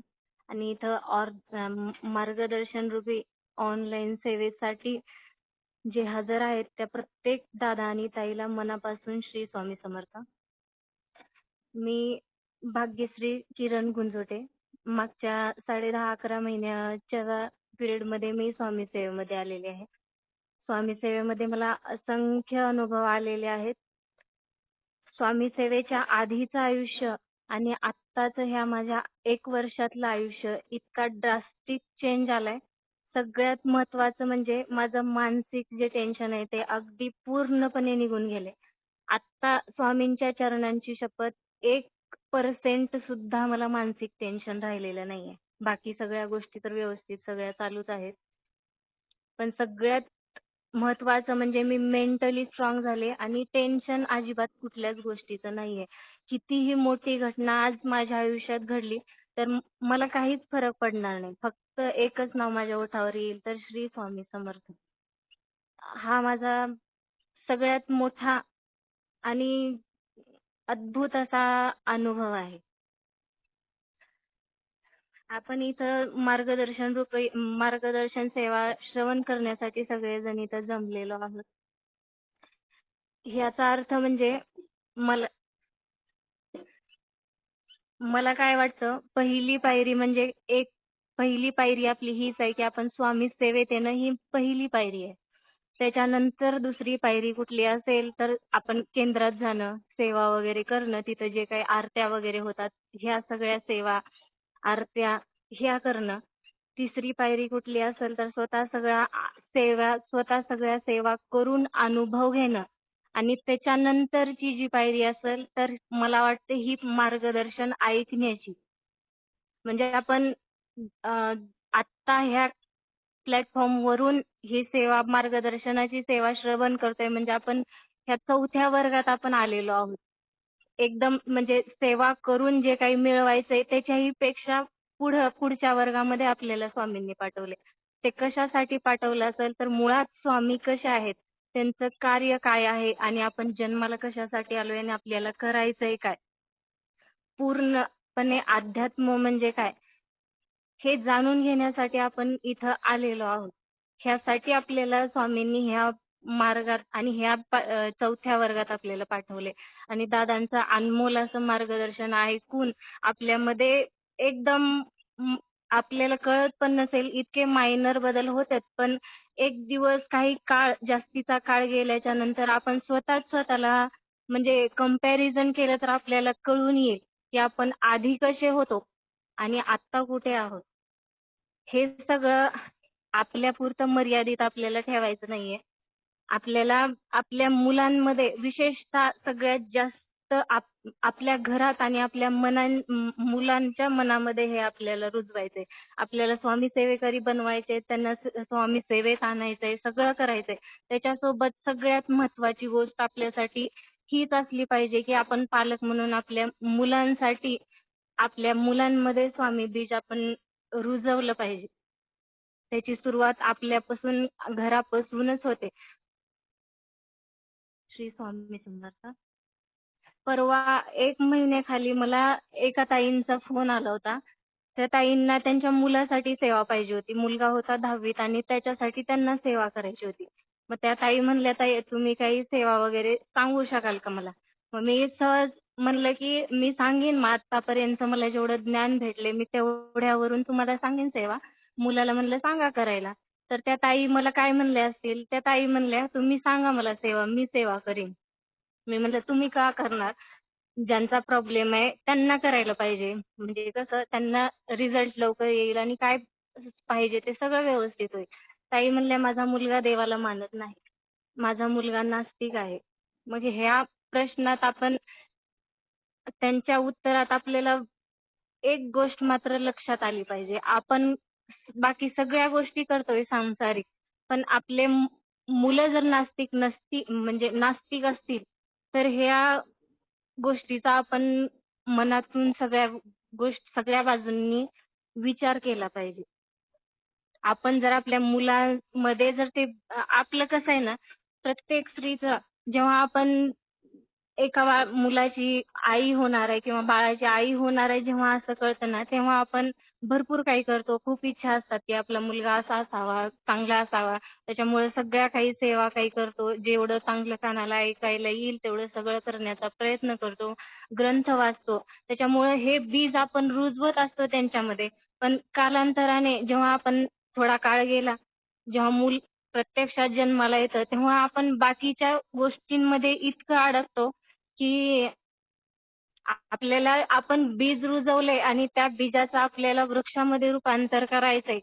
भक्ती त्यांच्या मनामध्ये दृढ करायची आहे. जो भगवंत आहे त्याची ओळख करून द्यायची आहे. आपले स्वामी काय आहेत हे सांगायचंय. हेच आपण बाकीच्या गोष्टींमध्ये विसरून जातो. त्यामध्ये त्या मुलांचा काहीच दोष नाही. दोष असतो तर कसं काळाचा पण थोडाफार असतो, पण सगळ्यात जास्त मला वाटतं की आपला आई-वडील म्हणून आपला दोष असतो, की आपण कमी पडतो ते ज्ञान त्यांना आध्यात्मिक ज्ञान द्यायला. त्यामुळं कसं बाकी ह्या सगळ्या गोष्टी वाढत असतात. आपल्याला खऱ्या अर्थानं आपल्या मुलांना बाकी तुम्ही स्वामी सेवेकरी कमी बनवा. मला जे वाटतंय मी ते सांगते तुम्हाला. कमी बनवा त्याच्याबद्दल काहीच नाही. पण आपण ज्या संततीला जन्म दिलाय त्यांना अगदी तुम्ही मुरलेला स्वामी सेवेकरी बनवा. असे स्वामी तुम्हाला 1 किंवा 2 मुलं असतील ते 1 किंवा 2 असे बनवा. इतकं ज्ञान त्यांच्यामध्ये तुम्ही ओतून द्या, की ते 2 त्या बाकीचे पुढचे 2,000 स्वामी सेवेकरी तयार करतील आणि त्या 2,000 पासून पुढचे 20,000 स्वामी सेवेकरी तयार होतील. हे सगळं आता होऊ कसं शकतं? ह्यासाठी आपण घरात आपल्याला जेवढं काही ज्ञान आहे आध्यात्मिक जे काही स्तोत्र, मंत्र जे काही आपण सेवा करतो, त्यात आपल्या मुलांना आपण प्रत्येकाने सहभागी करून घेतलं पाहिजे. आधीचं कसं आधी आपल्या वेळेस कसं होतं, आपण जॉइंट फॅमिलीमध्ये राहायचो. चुलते-मालते, आजी-आजोबा ह्यांच्यासोबत राहिल्यामुळं संध्याकाळच्या वेळी आपले आजी-आजोबा, चुलते वगैरे आपल्याला सगळं ह्या गोष्टी स्तोत्र, मंत्र काय असतात, काय नाही, कथा सगळ्या गोष्टीतून आपल्याला ते ज्ञान मिळत होतं. आत्ता कसं प्रत्येकाचे प्रॉब्लेम्स वेगळे आहेत. कुणी कामानिमित्त बाहेर राहतो, कुणी घरात पटत नाही म्हणून बाहेर राहतो. प्रत्येकाचं कारण वेगळं आहे. पण घरापासून आपण विभक्त झालेलो. त्यामुळं आई-वडिलांची जबाबदारी जास्त वाढलेली आहे ह्या गोष्टी सगळ्या ज्ञान देण्याचं. आता ह्या गोष्टी आपण स्वतःमध्ये हे मार्गदर्शन रूपी ऐकून जे आपल्यामध्ये आपण घेतले ते आपण आपल्या मुलांना दिलं पाहिजे. दुसरी पायरी म्हणजे बालसंस्कार वर्ग वगैरे होतच असतात आपले स्वामी केंद्र म्हणजे स्वामी मार्गातले. तर त्या बालसंस्कार वर्गांना पण मुलांना पाठवलं पाहिजे. जे आपण एकटं स्वतः घरात जेवढं नाही करू शकत, तिथं बालसंस्कार वर्गामध्ये कसं बाकीच्या मुलांसोबत आपलं मूल पण हसत खेळत व्यवस्थित 4 गोष्टी अजून जास्तीच्या शिकू शकतं. परत आपण केंद्रात घेऊन गेलं पाहिजे आरतीला वगैरे. जेव्हा आपण स्वतः आरतीला जातो, आपल्या मुलांना आरतीला घेऊन जातो, तेव्हा काय होतं, जेव्हा आरतीला आपण तिथं हजर असतो, त्यावेळी स्वामी महाराज आपले जे षडरिपू आहेत ते म्हणजे कमी करतात. हा एक फायदा झाला. दुसरं म्हणजे तिथं अनुभव सत्र वगैरे होत असतं. तर त्या अनुभवातून स्वामी म्हणजे ही सेवा केल्यानंतर आपल्याला हे भेटतं का? खरंच असं झालं असेल का? एक मुलांच्या मनामध्ये कुतूहल निर्माण होतं, उत्सुकता निर्माण होते. तर त्यामुळं आपल्याला स्वामी महाराज त्यांच्या मनावरती ठसवायला जास्त सोपं जाईल. हा झाला दुसरा फायदा आणि सगळ्यात महत्त्वाचा आणि ह्याच्यापेक्षा जास्त मोठा फायदा असूच शकत नाही. तिसरा फायदा म्हणजे कसा, जेव्हा तुम्ही आपल्या केंद्राची चौकट ओलांडून तुम्ही आतमध्ये स्वामीकडे मुजरा करण्यासाठी, दर्शन घेण्यासाठी जात असता, जेव्हा एक पहिल्यांदा तुम्ही चौकट ओलांडून आतमध्ये जाता, त्याच्यानंतर सगळी जबाबदारी त्यांची. त्याच्यानंतर तुमचा मुलगा वाम मार्गाला लागणारच नाहीये. त्याच्यानंतर सगळं तुम्ही त्यांच्यावर सोडून द्या. ह्याच्यापेक्षा आई-वडिलांचं मोठं यश कुठलं असू शकतं का? की आपला मुलगा वाम मार्गाला नाहीये, आपण स्वामी सेवेकरी बनवलाय. त्यासाठी प्रत्येकाने ह्या गोष्टींचा अगदी मनापासून विचार करा. आपण कसं बीज, माणुसकीचं बीज आणि भक्तीचं बीज हे जेव्हा आपण कळत असतं की आपण आई-वडील होणार आहोत, तेव्हाच आपण रुजवलेलं असतं. त्याला खत-पाणी घातलं पाहिजे. बालसंस्कार वर्गाच्या रूपाने आणि केंद्रात आपण जातो तिथल्या मार्गदर्शनाच्या रूपाने किंवा जिथं कुठं आपल्याला मार्गदर्शन भेटेल आपण स्वतः त्या सगळ्या गोष्टींनी त्यांना खत-पाणी मिळत असतं आणि आपण विचार पण नाही करत. जोपर्यंत त्या मुलाला त्याचं करिअर घडवायचं असतं तोपर्यंत ऑलरेडी तुमचा मुलगा एक चांगला माणूस आणि एक चांगला भक्त घडलेला असतो. त्याला त्याच्या जीवनाचं ध्येय, जे आध्यात्मिक ध्येय आहे ते कळलेलं असतं. आणि ह्याच्यामुळं त्या मुलाचं पण भविष्य तितकंच सुरक्षित होतं आणि आपलंही भविष्य तितकंच सुरक्षित होतं. आणि आपल्याला आई-वडील म्हणून अभिमान वाटलाच पाहिजे. आत्ताच्या ह्या कंडिशनला, आता कलियुगाची सुरुवात झालेली आहे. आता नको नको त्या गोष्टी सगळ्या आपल्या कानावर ऐकायला येत असतात, की 15-16 वर्षाचं मूल आपलं व्यसन करतंय किंवा कुणीतरी मुलीला घेऊन पळून जातंय किंवा असंच की आता ते धर्मांतर करणं, बाकी कुठलेही जे आपले कसं आध्यात्मिक ज्ञान नसतं, आपल्या संस्कृतीबद्दल ज्ञान नसतं, आपण ज्या भगवंताला बसतो त्याच्याबद्दल ज्ञान नसतं. त्याच्यामुळे ह्या सगळ्या गोष्टी होत असतात. ह्याला कुठेतरी जास्त प्रमाणात आपणच जबाबदार असतो, मला असं वाटतं. कारण आपल्याकडे जे असतं ते आपण मुलांपर्यंत मग पोहोचवत नाही असं म्हणा. बाकीच्या गोष्टींना पण जास्त दोष नाही द्यायचा. ABCD, A for Apple, B for ball शिकायला भौतिक आहे, शाळेत सगळेजण शिकवायला बसलेत. पण A for I, B for बाबा आणि बाकी जे काही आहे तुम्हाला शिकवायचं स्तोत्र, मंत्र जे आहे आध्यात्मिक ज्ञान द्यायचं ह्याच्यासाठी कुठलीही युनिव्हर्सिटी नाहीये, कुठलंही मोठं कॉलेज नाहीये, कुठलीही शाळा नाहीये. तर अगदी तुम्ही परदेशात जरी तुमच्या मुलांना पाठवलं तरी ह्यासाठी कोणीच काही करणार नाही. त्याच्यासाठी प्रत्यक्षात आपल्यालाच काहीतरी म्हणजे सगळं लहानपणापासून करायला लागतं. प्रत्येकाने ह्या गोष्टीचा अगदी मनापासून विचार करा. आणि सगळ्यात महत्त्वाचं म्हणजे जेव्हा आपण मेल्यानंतर वर जाऊ ना, तेव्हा आपल्याला छाती ठोकपणे सांगता आलं पाहिजे, मी एवढे स्वामी सेवेकरी किती बनवले मला नाही माहीत. मी भरपूर स्वामी सेवेकरी घडवले. पण मी ज्यांना जन्म दिलाय त्यांना मी असा मुरलेला तुमचा स्वामी सेवेकरी बनवलाय, ज्याच्यामुळं मी ज्या कुळात आणि ज्या घरात जन्म घेतलाय, त्यांच्या कित्येक पिढ्या पुढंपर्यंत त्या पिढ्यांमध्ये तुमचं कार्य अविरतपणे चालू राहील आणि अखंडपणे चालू राहील. ह्याच्यापेक्षा जास्त मोठी सेवा मला वाटते असूच शकत नाही. प्रत्येकाने ह्या सगळ्या गोष्टींचा विचार करा आणि आपले 2 घरातले 2 प्रत्येकाला 2 तरी मुलं असतीलच. ते 2 असे सेवेकरी बनवा, की त्या 2 पासून पुढचे 2000 सेवेकरी बनले पाहिजे. आपण इथं ऑनलाईन मीटिंगसाठी सगळं जे काही ज्ञान घ्यायला आलोय, ह्याच्यात पण प्रगती करा. ह्याच्यातून पुढच्या वर्गात स्वामींना बसवायचं असतं. ह्याच्यातून पुढच्या वर्गात बसा आणि आजूबाजूच्यांना जे कोणी स्वामी सेवेकरी आहेत त्यांना ह्या आपल्या मार्गासोबत जोडा. इथं आलेला एकाच ठिकाणून आलेले नाहीत. प्रत्येक जण वेगवेगळ्या गावातून, वेगवेगळ्या जिल्ह्यातून, वेगवेगळ्या तालुक्यातून आलेला आहे. आपापल्या कार्यात आपल्या आसपासच्या परिसरात आपण स्वामी सेवेकरी घडवण्याचा तर प्रयत्न कराच करा. पण त्याही पेक्षा आपल्या घरातली वातावरण निर्मिती कशी म्हणजे करता येईल आणि आपल्या मुलांना कसं एकदम मुरलेला स्वामी सेवेकरी कसा बनवता येईल ह्या सगळ्याकडे प्रत्येकाने ह्या सगळ्या गोष्टींवर विचार करा. ह्या सगळ्याकडे लक्ष द्या. मी एवढंच सांगेन. मनापासून सगळ्यांना एकदा श्री स्वामी समर्थ. श्री स्वामी समर्थ. श्री स्वामी समर्थ। भाग्यश्री ताई, बहुत सुंदर मार्गदर्शन किया आपने। और कल ही हमारा बाल संस्कार ग्रुप है और सबसे अच्छी बात ताई ने एक ही बात बताई, A फॉर आई और B फॉर बाबा। म्हणजे तुम्ही जसं बाल संस्कारवर टाकणार तो उनको A फॉर आई समझेगा बच्चों को कि A फॉर आई का मतलब क्या होता है और B फॉर बाबा का मतलब क्या होता है। बहुत सुंदर मार्गदर्शन किया। कल ही हमारी बाल संस्कार मीटिंग है। बाल संस्कार वर्ग होता है, हर रविवार को होता है। तो प्रत्येक पालकों ने सोचना चाहिए कि अपने बच्चों को बाल संस्कार वर्ग में भेजें या ऑनलाइन मीटिंग में ज्वाइन करवाएं, ताकि आपके बच्चे ही आपका मतलब समझ पाए कि आप क्या हैं। बहुत सुंदर मार्गदर्शन किया। एक सूचना है आप लोगों के लिए, कल 11 बजे बाल संस्कार मीटिंग है। तो आप लोग बाल संस्कार मीटिंग की लिंक जो भी आपके बच्चों के मतलब आपके बच्चों को बिठाइए, फिर आपके आस पड़ोस के रिश्तेदारों के बच्चे हैं तो उनको भी वो बाल संस्कार की जो लिंक है बाल संस्कार ग्रुप की वो लिंक शेयर करें, मीटिंग लिंक शेयर करें। दूसरा ये कि सभी बच्चों के लिए बाल संस्कार ग्रुप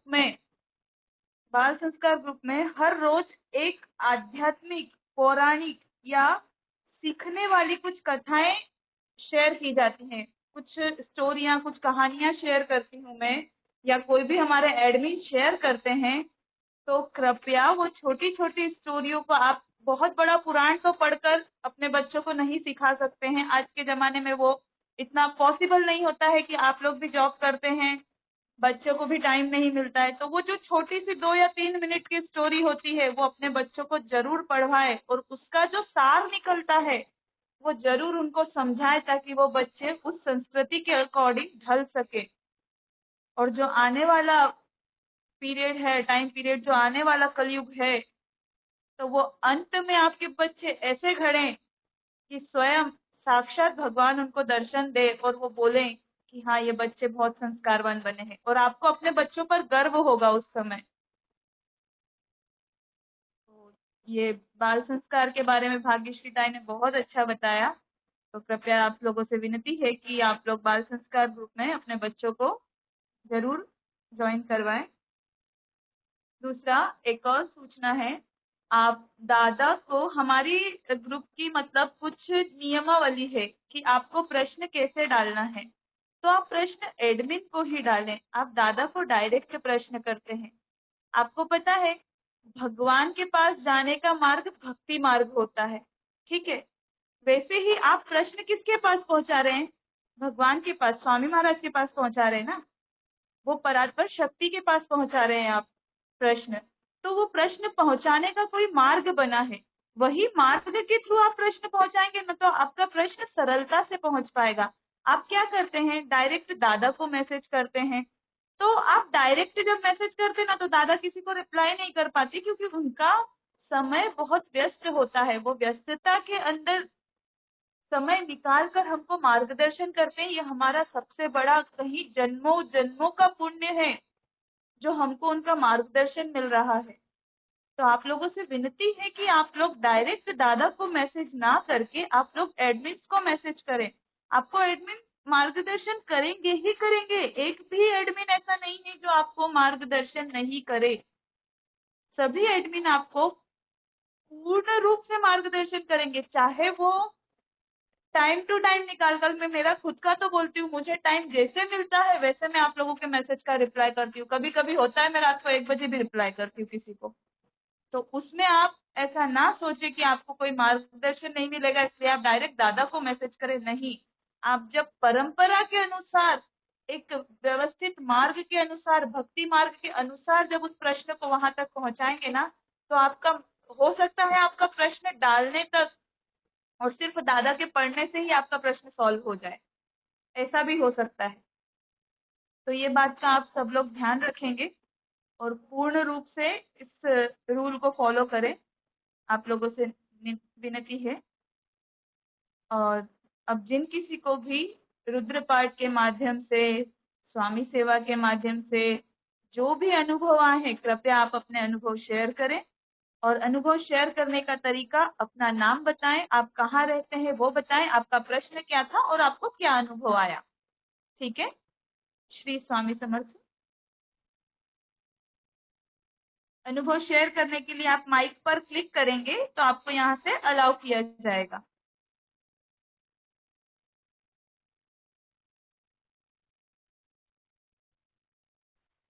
श्री स्वामी समर्थ। श्री स्वामी एक समर्थ बोलिए ना। एक ताई आहेत कल्पना गायकवाड, तर त्यांना आलेला अनुभव त्यांनी पाठवला आहे आपल्याला। त्यांनी जसा पाठवलाय तसाच मी दाखवतोय वाचून। श्री स्वामी समर्थ. सर्व ॲडमिन दादा व ताईंना श्री स्वामी समर्थ त्रिवार वंदन. मी नगर मिरजगाव येथून कल्पना गायकवाड बोलते. मी 2 महिन्यापूर्वी माझ्या मुलासाठी सेवा घेतली होती. त्याला कावीळ झालेली होती. ती लवकर बरी होत नव्हती, पण दादांनी दिलेल्या सेवेतून कावीळ बरी झाली. रिपोर्ट नॉर्मल आले. अभिरुचिताई यांनी खूप छान सेवा समजून सांगितले. धन्यवाद श्री स्वामी समर्थ. या ताईंना आलेला अनुभव त्यांनी पाठवला आहे की त्यांच्या मुलाची कावीळ बरीच होत नव्हती. लवकर रिपोर्ट्स नॉर्मल येतच नव्हते आणि जेव्हा दादांनी सेवा दिली, दादांनी सांगितलेल्या सेवा मनात कोणतीही शंका न आणता त्यांनी प्रामाणिकपणे केल्या, तर त्यांना आलेला अनुभव त्यांनी अशा पद्धतीने आपल्याला पाठवलेला आहे. श्री स्वामी समर्थ. छान. श्री स्वामी समर्थ. अजून एक अनुभव पण आलाय ग्रुपमध्ये बघा, तो रुद्र सेवेचा, तो पण शेअर करा वाटल्यास. हाँ, वो एडमिन ग्रुप में डला हुआ है. सरिता ताई, आप पढ़ के सुनाएंगे? आपने डाला था ना वो?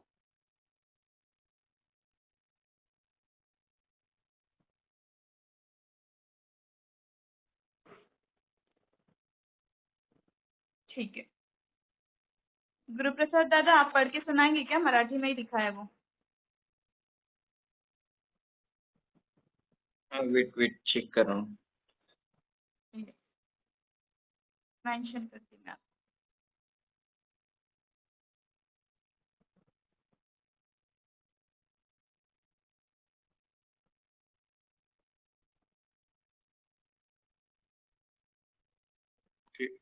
श्री स्वामी समर्थ. तर हा अनुभव आहे, मी वाचून दाखवते. श्री स्वामी समर्थ. मला रुद्र सेवेसाठी स्वामी सेवा मार्गदर्शन ग्रुप जॉईन करून फार दिवस नाहीच झालेत, पण जरी असे असले तरी थोड्या दिवसात रुद्र सेवेमुळे माझ्या आयुष्यात प्रचंड सकारात्मक बदल झाला.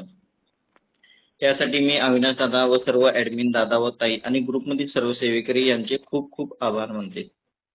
माझ्या आयुष्यात गेले 1.5-2 वर्षात प्रचंड मानसिक उलथापालथ होत होती. इतका मानसिक दबाव असायचा की प्रत्येक गोष्ट मला नकारात्मक वाटायची. आम्हा पती पत्नीमध्ये खूप वाद वाढायला लागले होते. इतके की माझ्या मनात असे विचार यायचे, अरे आपण या माणसाच्या आयुष्यात का आलो? मी नसते तर यांचे आयुष्य खूप सुखी असते. मी माझ्या नवऱ्याची लाईफ बर्बाद केली असे वाटायचे. कितीतरी वाईट विचार यायचे मनात. कधी कधी वाटायचं मी माझ्या मिस्टरांसाठी काहीच करू शकले नाही. पण जेव्हापासून मी ही रुद्रसेवा करायला लागले तेव्हा खूप फरक पडला. मी तीर्थ स्वतः घ्यायचे, सर्वांना द्यायचे. 15 दिवस फार झाले ताई, मी शांत झाले आणि माझ्या नवऱ्यात सुद्धा खूप बदल झाला. शब्दातून होणारे वाद बंदच झाले. रोज रडणारे मी आता रडत नाही. ताई, मी जर कधी रुद्रसेवेत आले नसते ना तर खूप खूप नैराश्यात गेले असते. ताई, आजचा आनंदी क्षण, आनंदी आयुष्य अनुभवते आहे ते फक्त श्री स्वामी महाराज यांच्यामुळे. मला आलेलं नैराश्य माझं जीवन तर खराब करतच होतं. कोणतीही गोष्ट बरोबर वाटत नव्हती. आत्मविश्वास कमी झालेला. जगावं की नाही असा प्रश्न पडलेला. पण ताई, खरंच महाराजांचे आणि तुम्हा सर्वांचे कोटी कोटी धन्यवाद. मी आज खूप खुश आणि आनंदी आहे. सगळे कसे एकदम सुरळीत सुरू आहे. धन्यवाद. या ताई आहेत अनुराधा अमित कांदे. याच ना ताई? अनुराधा अमित कांदे, बोरगाव. सॉरी नहीं. अश्विनी ताई है वो. अश्विनी हाँ. चौहान करके हाँ, नाम इसमें नहीं है. नीचे लिखा आपको है मालूम नाम. है तो बोल अश्विनी दीजिए. चौहान ताई करके है. ओके ठीक है. श्री स्वामी समर्थ. श्री स्वामी समर्थ दादा. हाँ, श्री स्वामी समर्थ ताई, बोला. मी खुशबू बोलत आहे पुण्यावरून. मी दादांकडून 3 गुरुचरित्र आणि 14 दुर्गा सप्तशती पाठ आणि पांढऱ्या कवड्याची सेवा घेतली होती आणि सेम हीच मी आपल्या मिस्टरांसाठी पण घेतली होती. तर आधी मी मिस्टरांसाठी सेवा सुरू केली आणि माझ्यासाठी पण मी पांढऱ्या कवड्यांची सेवा सुरू केली होती. तर मला 36 दिवस झाले आणि मग मला म्हणजे मी शिक्षक या पदासाठी नोकरीसाठी दादांकडून सेवा घेतली होती. तर मला 36व्या दिवशी शाळेमधून म्हणजे शिक्षक या पदासाठी ऑफर आला. असं माझं अनुभव आहे. आणि दुसरं म्हणजे की त्या दिवशी रुद्रसेवा सुरू असताना दादा ऑनलाईन आले आणि मी दादांना कधीच पाहिलं नव्हतं. आणि झालं काय की त्याच्या 2 वीक आधी मला दादांसारखंच हुबेहूब व्यक्ती स्वप्नात दिसले. म्हणजे असा मिरेकल झाला माझ्यासोबत. आणि त्या दिवशी मी दादांना रुद्रसेवा म्हणजे आरती म्हणजे रुद्रसेवा झाल्यानंतर आरती झाली आणि आरतीमध्ये दादा ऑनलाईन आले ना आणि दादांना पाहिलं तर तेच व्यक्ती सेम टू सेम माझ्या स्वप्नात आले. म्हणजे दादांसारखे दिसणारे व्यक्ती माझ्या स्वप्नात आले. तर हा एक मिरॅकल झाला. आणि एक दिवस मी असं शॉपमध्ये उभी होती ताई. तर तिथे माहितीये का एक व्यक्ती आला. तर मला असं सांगायचं आहे की तो व्यक्ती माझ्या कानाजवळ येऊन श्री स्वामी समर्थ जोरात म्हणून गेला. आणि पुढे जाता जाता तो एका म्हाताऱ्याला म्हणजे एक म्हातारा होता तो ऑटो समोर आला होता. तर त्याने बाजूला केलं आणि श्री स्वामी समर्थ म्हणत म्हणत तो पुढे गेला. आणि त्या माणसाकडे मी मागे पाहत पण आहे. तो तटस्थ उभा आहे आणि माझ्याकडे सुद्धा बघत नाही तो. आणि श्री स्वामी समर्थ म्हणत तो पुढे गेला ताई. मला दादांना विचारायचं आहे की म्हणजे तो व्यक्ती होता तरी कोण असं सांगता येईल का म्हणजे? तर तुम्ही मेसेज टाका ताई. मी तुम्हाला दादांना विचारून परत टाकते हा मेसेज. हो हो खूप छान चालेल. अनुभव तुमचा. हा झाला ना तुमचं जॉईनिंग उद्या हो हो म्हणजे का? हो हो मी डॉक्युमेंट्स पण दिले. तुम्हाला सांगितलं होतं ना मी. आणि मला वेळोवेळी तुम्हीनी छान मार्गदर्शन केला आणि अश्विनी ताईंनी पण छान मार्गदर्शन केला. गुरुप्रसाद दादांनी छान मार्गदर्शन केला. आणि मला ग्रुपमध्ये जॉईन करणारे नेहा शिंदे ताईंनी पण मला खूप छान मार्गदर्शन पण केलं आणि सांगितलं. त्याबद्दल मी तुमच्या सर्वांचे धन्यवाद देते. श्री स्वामी समर्थ. खूप छान ताई. श्री स्वामी समर्थ. माझं काही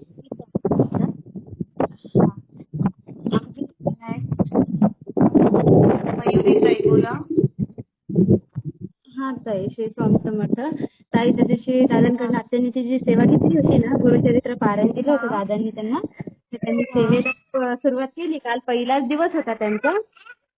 आणि मग ते आपले रुद्रपाठ चालू होतं. रुद्रपाठ चालू असताना ना त्यांनी म्हणजे अनुभव सत्र चालू असताना त्यांनी एकानं ज्यांनी जॉईन केलंय ना तर त्यांना ते म्हणजे जॉईन झाले का बघत होते आत्या नाही का. त्यांना सांगितलं असं मग आपण ज्यांना जॉईन केलं तर त्यांना बघायचं ते जॉईन झाले का नाही. मग त्यांना परत आपण कॉल करायचा म्हणून.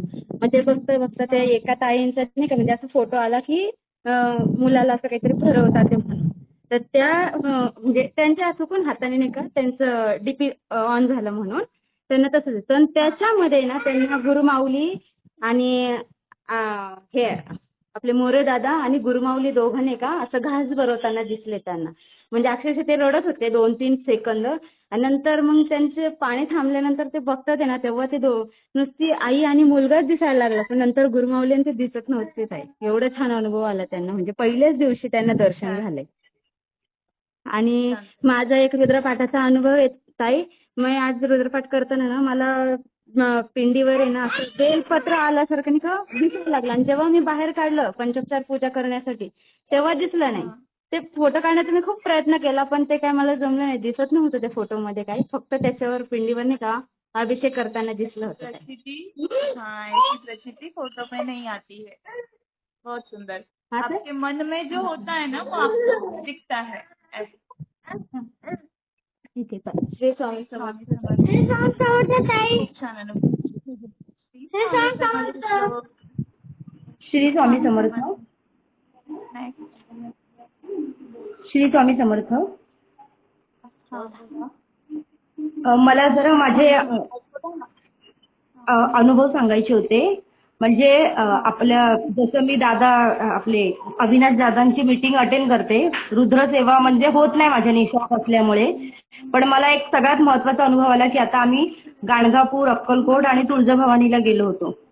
तर माझ्या मिस्टरांचं म्हणजे हे होतं म्हणजे त्यांनी सांगितलं होतं की 1 दिवसामध्ये गुरुचरित्राचं पारायण करील. तर आपलं हे आहे ना गाणगापूरला. माझा आवाज येतोय ना ताई? हा येतोय ताई बोला ना. हो हो. तर गाणगापूरला आपलं माऊलींचं गुरुपीठ आहे. स्वामी समर्थ सेवा केंद्र आहे. हा तर तिकडे एवढी छान आमची दिवसभराची सेवा रुजू झाली. स्वामींच्या 4ही आरत्या आम्हाला मिळाल्या. सकाळची आरती, दुपारची आरती, संध्याकाळची तिन्ही आरत्या मिळाल्या. परत झाडू मारण्याची, लादी पुसण्याची सेवा मिळाली, रांगोळी काढण्याची सेवा मिळाली. परत 22 तारखेला गुरुमाऊली तिकडे प्रत्यक्ष येणार आहे. तिकडे मोठा प्रोग्राम होणार आहे. त्या प्रोग्राममध्ये लागणारी भांडी म्हणजे दिवे, समई घासण्याची सेवा मला मिळाली. हे म्हणजे एवढ्या वर्षामध्ये कधी ती सेवा आमची झाली नव्हती. मी आज मला खरं सांगते, पण जशी मी ही मीटिंग अटेंड करते मला कारण हा अनुभव मला वाटतो आता, तर ही सेवा मिळाली. अक्कलकोटला स्वामींचं प्रत्यक्ष दर्शन झालं. स्वामींना जे आपण कपडे वगैरे नेले होते ते घालण्यात आले, दत्त महाराजांना घालण्यात आले. परत देवीचा मान सन्मान सांगितला होता दादांनी आम्हाला. मध्ये मी फोन केला होता एकदा, तेव्हा त्यांनी सांगितलं होतं. तो मान सन्मान पण खूप छान झाला. समोरून देवीचं दर्शन खूप, ह्या वेळेला इतकं छान दर्शन झालं ना की खूप म्हणजे खूप मन समाधान झालं. ही मला खूप सांगायची इच्छा होती म्हणून मी सांगितली. श्री स्वामी समर्थ. स्वामींनी आणि दादांनी सगळी सेवा पूर्ण करून घेतली. खूप छान अनुभव ताई. श्री स्वामी समर्थ. श्री स्वामी समर्थ. हा, श्री स्वामी समर्थ. मी मयुरी बोलते रुकडीतून ताई. हा, बोला. ताई, आम्ही 11 तारखेला गुरुवारी पंढरपूर, अक्कलकोट आणि काल तुळजापुरावरून दर्शन घेऊन आलो. तुळजापूर आमची कुलदेवी आहे. सगळं आम्ही मान सन्मान करण्यासाठी गेलो होतो. जेव्हा आम्ही तुळजापुरात पोहोचलो, तिथून आम्ही ते साहित्य घेऊन, असं मी कॅरी बॅग मध्ये त्यांनी सगळं साहित्य घेतलेलं सन्मानाचं, आणि घरात देवीची मूर्ती आणि श्रीयंत्र घेऊन गेले होते. आणि ती मी अशी पोटाबरोबर अशी कॅरी बॅग धरलेली. नेमकं तिथं ह्याच्यासाठी जाताना, देवीच्या दर्शनला जाताना ना, ती मूर्ती असं हलायला लागल्यासारखी मला जाणवली. 10 मिनिटं आम्ही त्या मंदिरात पोहोचल्यानंतर जेव्हा आम्ही 3ऱ्या फ्लोअरला म्हणजे असं दर्शनाला उभं राहिलो ना, तेव्हा बंद झाली ती मूर्ती हलायची, असं जाणवलं ताई. खूप छान ताई. आणि पहिल्यांदाच आम्ही गेलो. छान. श्री स्वामी समर्थ. श्री स्वामी समर्थ. बोला. दादाला बोलायचं होतं. आज 8 दिवसाखाली मेसेज टाकला होता मी दादाला. रडत रडतच मेसेज टाकला होता. हाँ. हाँ, तो दीदी कुछ नहीं हुआ. मैंने मैसेज किया था दादा को आज 8 दिन पहले. मेरे बहन की तबीयत बहुत खराब थी ताई.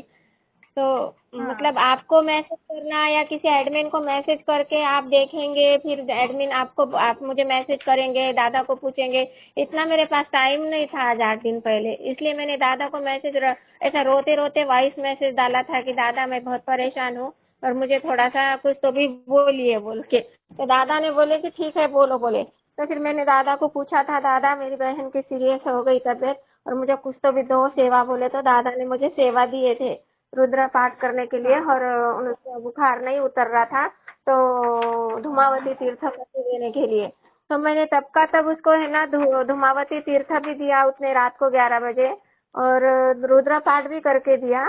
ऐसी तबीयत हो गई थी ताई उसकी कि मतलब वो कुछ बात भी नहीं कर रही थी, दम छटने लगा था उसका. ऐसा बहुत ऐसा डर लग रहा था मुझे, मैं परेशान हो गई थी. लेकिन मैंने हिम्मत करके, दादा ने जो सेवा दिए थे ना, दादा ने मुझे गुरुचरित्र भी बोले, मान सम्मान भी बोले, लेकिन मुझे स्वामी समर्थ ने उतना करने का टाइम भी ये नहीं दिया. मुझे सिर्फ धुमावती तीर्थ में और रुद्र पाठ में ही उसे अच्छा कर दिया. मैं जब दवाखाने में भी गई ना उसे लेकर, हाँ, तो मैं जब दवाखाने में भी लेकर गई ना ताई उनको, तो डॉक्टर बोले कि अभी सब ठीक है बोले, उतना कुछ डरने की बात नहीं है बोले. तो मुझे ये अनुभव बता. अनुभव. आप ये अनुभव YouTube पर शेयर कीजिए ना. मुझे आता नहीं ताई. जो ताई है, हाँ, उनका नंबर मैं आपको सेंड करती हूँ. आप लोग YouTube पर अनुभव शेयर कीजिए. आपने जितनों ने अनुभव शेयर किए हैं ना, जो आपके जैसे नौकरी से रिलेटेड अनुभव है, रुद्र पाठ के बड़े बड़े अनुभव हैं, तो ये अनुभव आप लोग YouTube पर शेयर करें ताकि आपके अनुभव सुनकर दूसरे भी वो कार्य के लिए प्रेरित हो, स्वामी को समझने के लिए प्रेरित होंगे, और उनको भी और अनुभव आएंगे. तो उनका जो पुण्य है वो आपके भाग्य में कहीं न कहीं ऐड होगा. हाँ ताई. श्री स्वामी समर्थ. श्री स्वामी समर्थ. दादा आपके बहुत बहुत उपकार है दादा. हाँ, श्री स्वामी समर्थ.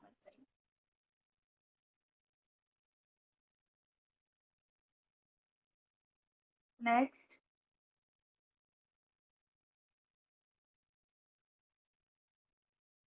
अजून कोणाला अनुभव शेअर करायचा आहे तर करा. श्री स्वामी समर्थ ताई. मी मयुरी दराडे बोलत आहे. मागच्या मंगळवारची गोष्ट आहे ही. मी याला सप्तशृंगी मातेला गेले होते आणि येताना मला ना दिंडोरीला दर्शन घ्यायचं होतं. तर मला ना म्हणजे असं चक्कर मध्ये पडल्यासारखं झालेली मी. म्हणजे स्वामींच्या केंद्रापासून मी 2दा गेली तरी पण मला ते मंदिर म्हणजे दिसलंच नाही. मग तिसऱ्या वेळेस मी ना एका जणांना विचारलं तर मग त्यांनी मला पाणी वगैरे दिलं. म्हणजे उन्हामध्ये आम्ही चाललेलो होतो. मग त्यांनी मला सांगितलं म्हणे ताई तुम्ही इथे लेफ्ट साईडला जा, तिथे स्वामींचं केंद्र आहे. आम्ही आतमध्ये गेलो, दर्शन वगैरे झालं स्वामींचं आणि मी एवढी म्हणजे तिथे स्वामींच्या पुढे मांडी घालून बसलेली आणि माझ्या डोळ्यातनं पाणी चालू होतं. कंटिन्यू मला असं म्हणजे रडल्यासारखं होतं आणि स्वामी माझ्यासमोर असे बसलेले आणि मी म्हटलं देवा आज तू माझी एवढी परीक्षा घेतली का बरं असं झालं, मला काहीच कळत नव्हतं. मग मी म्हटलं आता आज मंगळवार मला गुरु माऊलींचं दर्शन भेटेल की नाही माहिती नाही. म्हटलं ठीक आहे आता दर्शन तुझं झालंय म्हणून मी निघाली तिथनं आणि मी स्वामींच्या दरबारात ना बाहेर पाऊल ठेवला आणि गुरु माऊली माझ्या समोर आलेत आणि माझं दर्शन झाल्यानंतर मला म्हणजे असं अश्रू अनावर झाले. मी एकदम रडली तिथे. तर गुरु माऊली म्हणते बाळा की तू काळजी नको करू, तुझ्या जीवनामध्ये जेवढ्याही अडचणी आहे ना म्हणे त्या इथं सोडून जा, तुला सगळं इथून निवारण होऊन जाईल म्हणे. तर मला गुरु माऊलींनी तिथून सांगितलं गुरुचरित्र घे आणि हे गुरुचरित्र घरी जाऊन तू केंद्रातनं सेवा घे आणि सेवा कर तू त्यांची. मला गुरु माऊलींनी स्वतः ह्या गोष्टी जेव्हा सांगितल्यात ना तेव्हा मला खूप बरं वाटलं आणि माझं दुःख तिथंच सोडून मी आली इथे. खूप छान अनुभव होत आहे. मला म्हणजे अजूनही मी कधी जर म्हणजे विचार केला ना, डोळे जरी बंद केले ना, माझ्या डोळ्यासमोर म्हणजे डायरेक्ट स्वामींची प्रतिमा येते आणि नंतर मग असं वाटतं की नाही यार कधीतरी स्वामी मला बोलतील का, असं एकदम मला असं वाटतं. आणि जेव्हा डोळे उघडले ना सगळं जशाच तसं दिसून जातं. आणि जेव्हापासून मी रुद्र सेवा ऐकते ना तेव्हापासून मला एक असा अनुभव येत जातो. कधी मी म्हणजे सप्तशृंगी मातेचं मी 1दा-2दा दर्शन केलं. लास्ट टाइमला मला सप्तशृंगी मातेचा पूर्ण गड माझ्या डोळ्यासमोर, सप्तशृंगी माता म्हणजे जेव्हा आरतीचा टाइम होतो तेव्हा त्या स्वतः असं म्हणजे एकदम प्रत्यक्षात दिसल्यासारखं झालेलं मला हे सगळं. छान ताई, खूप छान. एवढंच मला अनुभव सांगायचा होता. श्री स्वामी समर्थ. श्री स्वामी समर्थ. अजून श्री स्वामी समर्थ. मयुरीताईच आहेत ना? तर तुम्ही आता बोलल्या की महाराज मला भेटले पाहिजे किंवा महाराज माझ्याशी बोलले पाहिजे असं आता बोलले ना तुम्ही अनुभव सत्रामध्ये. तुम्ही दिंडोरीला जे गेले, दिंडोरीला माऊलींनी जे तुम्हाला सांगितलं की तुम्ही गुरुचरित्र घ्या आणि हे करा म्हणून तुमचं सगळं इथे सोडून द्या, तर आपले माऊलीच साक्षात श्री स्वामी समर्थ महाराज आहे आणि तेच महाराजच तुमच्यासोबत बोलले ताई. आणखी तुम्हाला काय पाहिजे? माऊलीच महाराज आहेत आपले. हो ताई, मी खरं स्वामी सांगते समर्थ. म्हणजे मी खरं सांगते मला खरंच प्रत्यक्षात जो अनुभव आला ना मला असं म्हणजे मी माझ्या ग्रुप ऍडमिनला पण मी सांगितलं लगेच 2 दिवसामध्येच मी सांगितलं. ऍक्च्युली मी महाराष्ट्रामध्ये नाही राहत.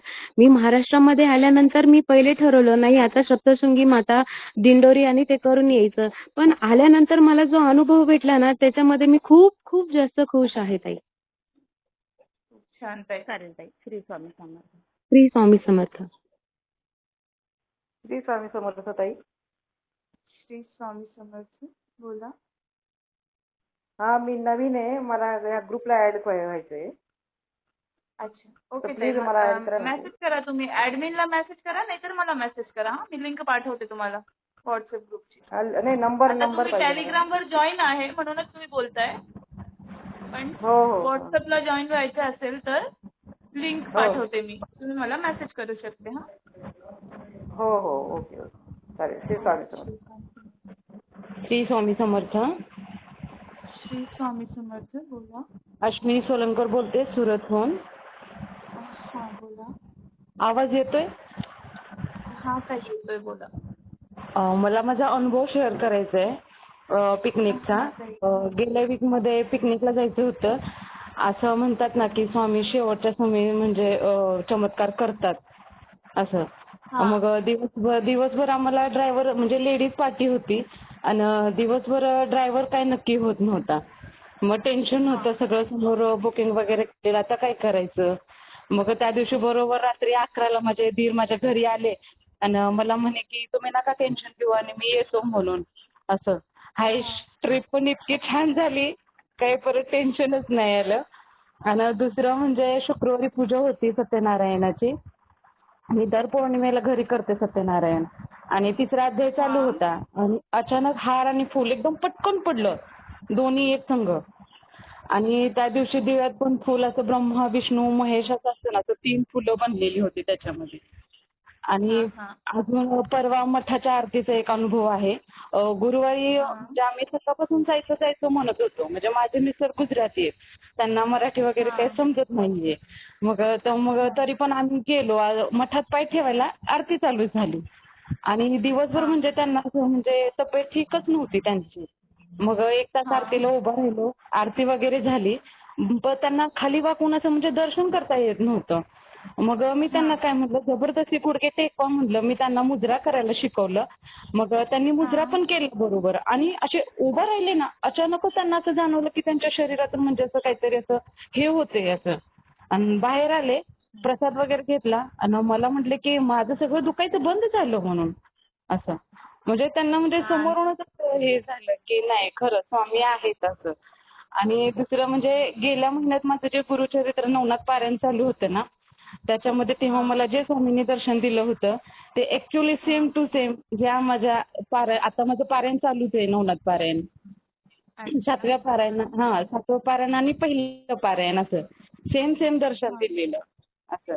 आणि जेव्हा पहिला मला दर्शन दिलं तेव्हा पण शंकाच होती आणि अचानक अभिरुचीताईंचा फोन आला. त्या दुसरीकडे लावत होत्या, पण स्वामींनी इकडं फोन लावून दिला आणि आमचा प्रॉब्लेम सॉल्व्ह झाला. काल पण तसंच झालं असं. म्हणजे इतकं छान म्हणजे. आणि एक असं होतं ना की म्हणजे आपली नवीन एक काळ रात्र संपून एक नव्यानं उदय झालाय, असा हा नवनाथ पारायणाचा मला स्वतःला अनुभव आहे. असं एक म्हणजे एक अलगच स्फूर्ती. आपण आपल्या दोन्ही असे एक अनामिक आनंद बोलावं तितकं कमीच आहे असं.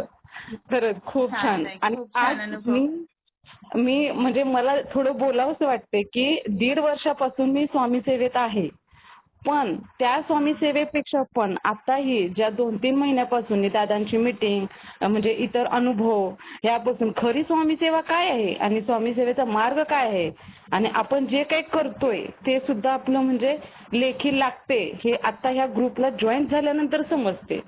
म्हणजे स्कूलमध्ये कसं जेव्हा सर आपल्याला समजवतात तेव्हाच ते आपल्याला समजतं असं. म्हणजे ही स्वामी सेवे सुद्धा एक दादा म्हणजे एक गुरु आहेत, एक आपले सर आहेत की आपलं म्हणजे व्यवस्थित आपली लाईन लागते तिथं असं. एक वेगळाच आनंद. खरंच खूप छान. आणि आज माझ्या दिवस आता तुमचं परिवर्तन आहे ते तुम्ही युट्यूबवर पण शेअर करा. तुमचं जे पहिलं नवनाथ पारायणचे अनुभव आणि दुसरं नवनाथ पारायणचे आहे ते दोन्ही अनुभव तुम्ही शेअर करा. हो नक्की. आणि आता सध्या माझ्या दिव्यामध्ये आहेत ना 9 फूल बनलेत ताई, 9 फूल एक संघ. मी फोटो पाठवले तुम्हाला, तुम्ही बघा नंतर. ठीक आहे बघते. खूप काही बोलले, काही चुकलं असेल तर पण श्री स्वामी समर्थ आणि माझी चूक मी मान्य करते. आपने किसी से बोला ही नहीं, आपने स्वामी के सामने अपना अनुभव शेयर किया है, ऐसा सोचने का. अच्छा, तो भी ऐसा लगता है कभी भूल हो जाए तो स्वामी माफ करे. ये केंद्र है, ये ऑनलाइन अपना केंद्र है ना, केंद्र में अनुभव अपन शेयर कर सकते हैं ना. स्वामी के सामने तो अपन बोल सकते हैं. केंद्र में कौन बैठा रहता है? स्वामी बैठे रहते हैं ना. ऐसा सोचना स्वामी की प्रतिमा सामने और हम बोल रहे हैं.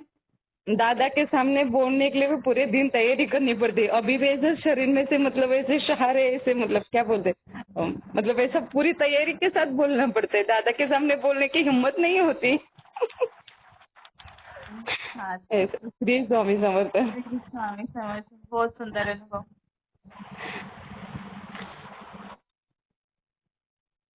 अजून कोणाला विचारायचं आहे?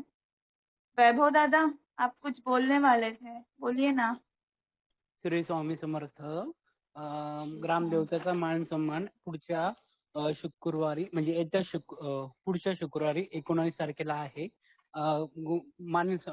ग्राम मान सन्मान हा आपल्याला कमीत कमी 11 वेळा करायचा असतो. म्हणजे 11 अमावस्या आपल्या सर्वांना तो करायचा असतो.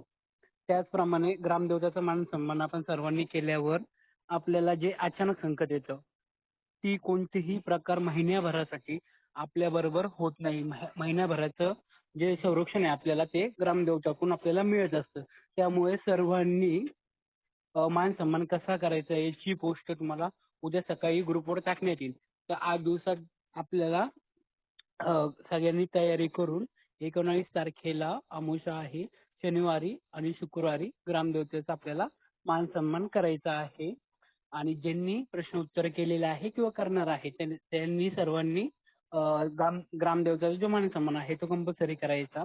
त्यानंतर आपले नित्य सेवे जी आहे, जेव्हा सेवा दिल्या जातात तर नित्य सेवा ही कंपल्सरी आहे आपल्याला. आपण सेवा करतो आहो दिलेली, पण नित्य सेवा खंडन होता कामा नये. बऱ्याच सेवेकरांचा नित्य सेवेमध्ये दुर्लक्ष होतं, त्यामुळे आपल्याला अनुभव येत नाही. आणि नित्य सेवेमध्ये आपल्याला पंचयज्ञ जो आहे आपला तो कंपल्सरी आहे. कर्म जे आहे यज्ञ आपला त्याच्यामध्येच आपले बरेच प्रश्न आणि बरेच अनुभव आपल्याला त्यामुळेच येत असतात. नित्य सेवा, पंचयज्ञ आणि आपल्याला ग्रामदेवतेचा मान सेवा या 3 गोष्टीवर जास्तीत जास्त भर सेवेकरांनी द्यायचा आहे आणि जास्तीत जास्त सेवेकरी घडवण्याचा प्रयत्न करायचा आहे. आणि सेवा करताना आपण प्रामुख्याने आपल्याला अनुभव येतील का, हे होईल का, नकारात्मक विचार न करता स्वामींचा आशीर्वाद आपल्याला मिळाला आहे आणि आपल्याला मार्ग मिळाला आहे ह्या तत्वावर सर्वांनी काम करायचं. तेव्हा स्वामी आपले कार्य पूर्ण येत असतात. जो स्वामींना अनन्य भावाने शरण जातो त्यांना त्यांचा सर्व काम स्वामी करत असतात. त्यामुळे सर्वांनी स्वामींची सेवा, नित्य सेवा कधीच खंडन पडून द्यायचं नाही. नित्य सेवा जी आपली आहे 3 माळी, 3 अध्याय आणि 11 माळी ह्या कंपल्सरी झाल्याच पाहिजे. समजा जॉब करत असेल नसेल जमत तर रात्री झोपताना कमीत कमी 20 मिनिटं का होईना स्वामींचा जप करून जेवण झाल्यावर किंवा झोपायच्या आधी नित्य आपण केलंच पाहिजे. श्री स्वामी समर्थ. श्री स्वामी समर्थ. बहुत सुंदर. नित्य सेवा क्या होती है? आपको नित्य सेवा की पोस्ट भी 2-3 दिनों से आपको दिया जा रहा है, नित्य सेवा का पोस्ट शेयर किया जाता है. तो नित्य सेवा में क्या होता है? नित्य सेवा में स्वामी चरित्र अध्याय, 3 अध्याय और 11 माला, और जो रात्रि 10 की सेवा होती है वो, और रुद्रपाठ. बस ये 4 चीजें ही तो करना होती है. वो भी कैसा? गैप में होती है. सुबह 3 अध्याय और 11 माला कर लो. 11 माला तो रात में भी होती है. सुबह 3 अध्याय कर लो, अपनी भगवान की पूजा कर लो, शाम में आप रुद्रपाठ कर लो, और रात में आपकी जो नित्य सेवा का विष्णु सहस्त्र नाम है, ऐक्य मंत्र है. ऐक्य मंत्र बोले तो कितना अच्छा. सोचिए घर में एकता क्या होती है वो आपको उससे समझेगी ऐक्य मंत्र से. राम रक्षा स्तोत्र होता है जो आपके चरित्र को बनाता है. राम रक्षा स्तोत्र इतना अच्छा होता है, आपके मन की सारी नेगेटिविटी विष्णु सहस्त्र नाम से निकलती है. और 11 माला जब आपको पूरा स्वामी बना देता है, तो आप लोग ऐसे ही नित्य सेवा करें. हाँ, नेक्स्ट अनुभव कोई शेयर करेगा? कल्पना ताई बोला.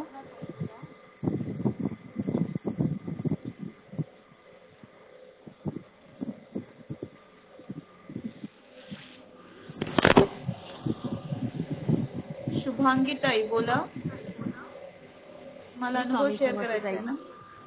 हा, श्री स्वामी समर्थ बोला. ताई, मी शुभांगी आठवले बोलते मुंबईवरून. मला आपल्या ग्रुपची लिंक पाठवली होती. मला बरेच काही प्रॉब्लेम्स होते, ऑफिसमध्ये होते आणि घरामध्ये पण खूप सारे प्रॉब्लेम्स होते आणि शारीरिक प्रॉब्लेम्स पण खूप सारे होते. तर मला नवनाथांची सेवा दिली होती. नवनाथ पारायण 36 पारायण करायला सांगितले होते, पण आतापर्यंत माझे 2च पारायण झाले. पण 2 पारायणामध्ये पण मला इतकं आतून इतकं शांत आणि इतकं छान वाटतं. घरातलं वातावरण, ऑफिसमधलं वातावरण पण खूप बदललंय आणि खूप सगळीकडे पॉझिटिव्ह वाटतंय. खूप छान वाटतंय. अजून माझे 2 पारायण पूर्ण करायचे, पण ते 2 झालेले त्यांचेच मला इतके छान अनुभव येतात ना. मला आतून पण खूप कूल वाटतंय, खूप शांत वाटतंय. जो आधी मला त्रास होता, मानसिक त्रास होता, तो फार कमी झालाय. त्यासाठी तुमचे आणि अविनाश दादांचे आणि नीलमताईंचे आणि भोसले ताई आहेत त्यांचे सगळ्यांचे खूप खूप आभार. सर्वांना श्री स्वामी समर्थ. स्वामी समर्थ. छान अनुभव. कल्पना नाम से भी किसी का अनम्यूट है.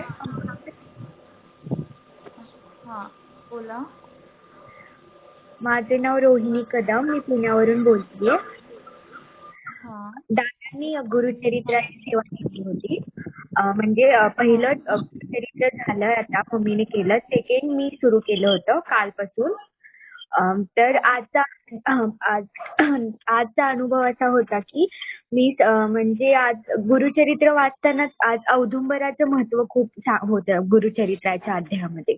औदुंबरा हे काय आहे, किती महत्व सांगितलंय त्याचं, हे याचं महत्व मला आज खूप म्हणजे आतून कळलं. म्हणजे इतके दिवस मी जायचे प्रदक्षिणा मारायचे, पण आज वाचल्यानंतर असं कळलं मला की असं आपुलकी निर्माण झाली. खूपच असं छान वाटलं.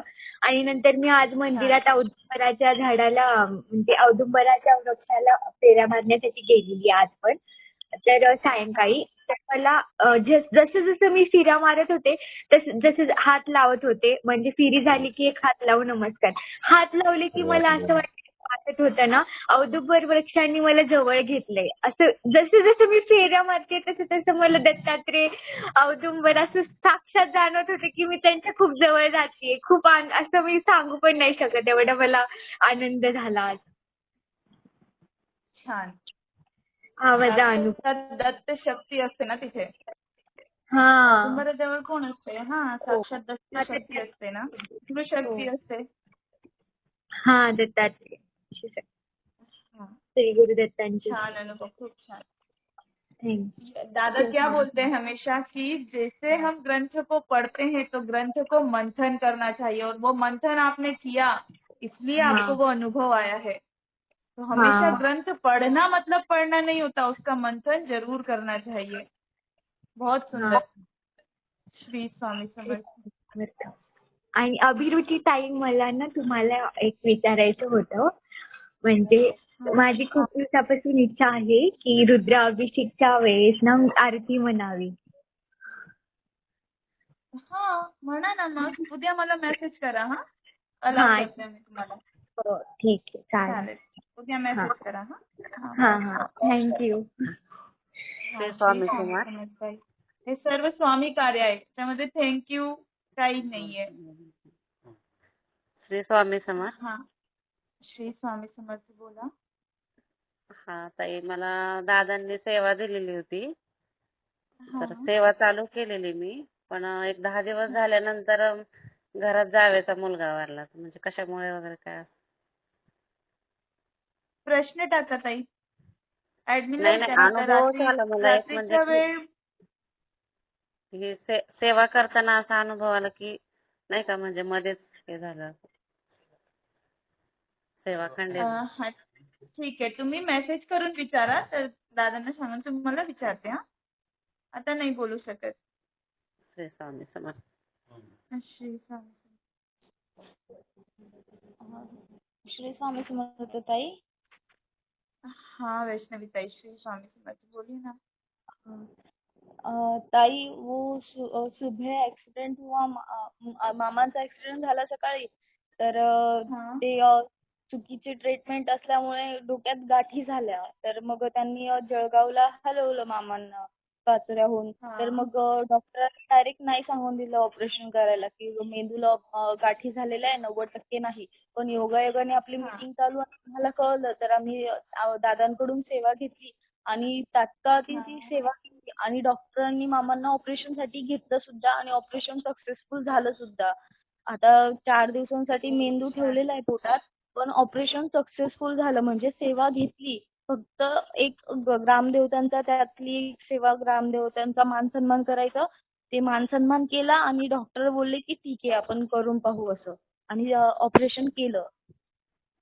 तर सगळ्या ताई दादांचे खूप खूप आभार की त्यांनी महामृत्युंजय जप असो, स्वामींचा जप असो केला. आणि दादांचे खूप खूप आभार ताई. हाँ, दादा के शब्दों से निकले शब्द कभी असफल नहीं होते, हमेशा सफल ही होते हैं। हाँ ताई, हाँ मतलब अशक्य ही शक्य हो गया. हाँ, बहुत सुंदर तुम्ही हा अनुभव. अनुभव युट्यूबवर शेअर करा ना. हाँ, ते ऍडमिन असते ना, आहे ना, करतीलच म्हणजे. हो हो ताई. हाँ, श्री स्वामी समर्थ. श्री स्वामी समर्थ. श्री स्वामी समर्थ ताई. हाँ, बोला श्री स्वामी समर्थ. समर्थ शेवटचा ताई. अनुभव हा. हॅलो ताई. श्री स्वामी समर्थ बोला.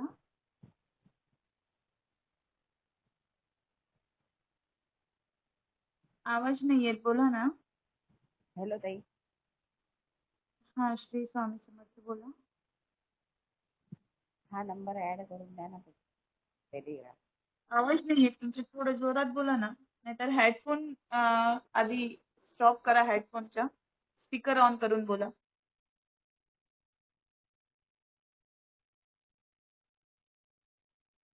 नेक्स्ट कोणी असेल तर ते बोला. श्री स्वामी समर्थ ताई. हा, श्री स्वामी समर्थ. मी भाग्यश्री गुंजोटे पुण्यावरून बोलते. हा ताई बोला. तर माझा अनुभव असा आहे, मी जेव्हा पहिल्यांदा केंद्रात गेली होती मी तेव्हापासूनच स्वामींना आई वडील तर जेव्हा केव्हा मी त्यांच्यासोबत बोलते, जेव्हा केंद्रात जाते, तेव्हा कसं माझं आई वडील आणि मी माहेर म्हणूनच तिथं जाते. असंही मला जास्त काही नातेवाईक वगैरे जास्त रिलेशन नाही आहेत माझ्या आयुष्यात. त्याच्यामुळे मी प्रत्येक गोष्टीला आई वडील म्हणून मी स्वामींनाच सांगितले.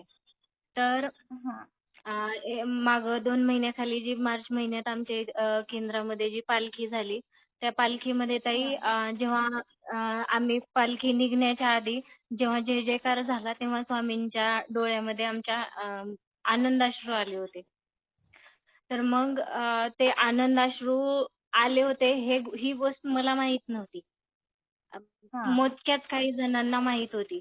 मग त्यात आणि नेमकी त्याच दिवशी माझ्या मुलीच्या पायाला लागलेलं होतं. त्यामुळे मी टेन्शनमध्ये होते. मला ही गोष्ट माहितीच नव्हती. मी होती दिवसभर तिथंच होती सेवेत, पण मला ही गोष्ट माहित नव्हती. त्याच्यानंतर ताई दुसऱ्या दिवशी माझी मुलगी स्वतः मला म्हणली, की मला स्वामींचं दर्शन घ्यायला जायचंय. बाबा चला आपण जाऊया. मग आम्ही दर्शन घ्यायला गेलो. त्यावेळी ताई बाहेर सगळेजण बाहेरच बसले होते मंदिराच्या. आणि आतमध्ये फक्त मी, माझी मुलगी आणि मिस्टर आम्ही तिघच जण होतो. मुलगी एकदम मूर्तीकडे बघितली आणि म्हणली की बाबा स्वामी बघा किती छान दिसताय, माळ किती छान दिसते. हे तिचं पहिलं वाक्य होतं. आणि त्याच्यानंतर ती काय म्हणली, बाबा स्वामींच्या डोळ्यामध्ये बघा, स्वामींच्या डोळ्यामध्ये पाणी आले. पण मी त्यावेळी आम्ही काय मनावर घेतलं नाही. लहान मूल म्हणजे कसं काही पण बोलतं, म्हणून मग आम्ही दिलं सोडून. आणि जेव्हा मी बाहेर आली ना ताई, तेव्हा बोलत बोलत आमच्या केंद्रातले जे दादा आहेत त्यांना सांगितलं, म्हणलं बघा दादा अशी म्हणते बघा कल्याणी, असं म्हणून मी त्यांना सहज सांगितलं. आणि ते दादा त्यांच्या तोंडून ते काय म्हणले, की ताई तुमच्या मुलीला माहित आहे, तिच्या सगळ्यांना माहित आहे की मी आई वडील मानले, तर तिच्या आजोबाच्या डोळ्यात पाणी आलं होतं हे तिला माहित आहे, मग तुम्हाला कसं काय नाही माहित. जेव्हा हे वाक्य मी त्यांच्या तोंडून ऐकलं ना ताई, मी 1 मिनिटासाठी अगदी शॉक झाले होते. म्हणजे ही गोष्ट स्वामींना मला सांगायची होती. मी आई वडील मानलंय ना, ही गोष्ट मलाच माहिती नव्हती. त्याच्यामुळं त्यांनी माझ्याच मुलीच्या तोंडून मला ते सांगितलं होतं. मी तिच्यावर विश्वास नाही ठेवला. जेव्हा मला दुसऱ्याकडून कळलं की डोळ्यात अश्रू आले, तेव्हा मला म्हणजे इतकं हे वाटलं. म्हणजे माझ्या मायबापाला मला सांगायचं होतं की मला ही माहित नव्हती ना गोष्ट, की आनंदाश्रू आले होते. आणि त्या दिवशी स्वामींनी दुसऱ्या एक ताई होत्या त्यांच्या स्वप्नात जाऊन पण सांगितलं होतं, की म्हणले बाळा आज इतके 1,500-2 हजार लोक माझ्याजवळ आहेत. आज मला खूप आनंद झालाय, पण उद्या माझ्याजवळ कुणीच नसेल. असं ते स्वप्नात जाऊन पण बोलले होते. ही पण गोष्ट मला त्यावेळी कळली. म्हणजे आपण जे नात्याने त्यांना बघतो ना, ते नातं आपल्याकडून आपण निभवत असलो ना, ते पण निभवतच असतात. इथं कसं प्रत्येकजण गुरु म्हणतो, पण माझं काय म्हणणं आहे, आपल्या आयुष्यात जे नातं नाहीये ना, त्या नात्याची कमी आपण त्यांच्यातून भरून काढायची. आपल्याकडून ते नातं जपलं की आपल्याला बरोबर त्या नात्याने सगळं म्हणजे ते त्यांच्याकडून पण ते नातं निभवत असतात. मग बाकी कुठल्या गोष्टी मॅटर नाही करत. म्हणजे तो परब्रह्म आहे आणि आपण भक्त आहोत किंवा शिष्य आहोत, जे काही सेवेकरी आहोत ते आहोत. म्हणजे ह्या गोष्टी आणि ह्या वेळेचं ना ताई हळदी कुंकू पण माझं केंद्रातच झालेलं. काही कल्पनाच नव्हती काय करायचंय आणि काय नाही. मला घरात करायचं होतं माझ्या, पण त्यांचीच लीला अशी होती की मी तिथं केंद्रात गेले म्हणजे मी माहेरमध्ये गेल्यासारखं सगळं झालं आणि माझ्या हळदी कुंकू पण संक्रांतीचं तिथंच त्यांनी करून घेतलं. खूप छान ताई. छान अनुभव. आता आपली मीटिंग संपवूया आपण. जी, प्रार्थना घेऊया. मैं बोलूं क्या? हाँ बोलिए, जल्दी बोलिए ताई.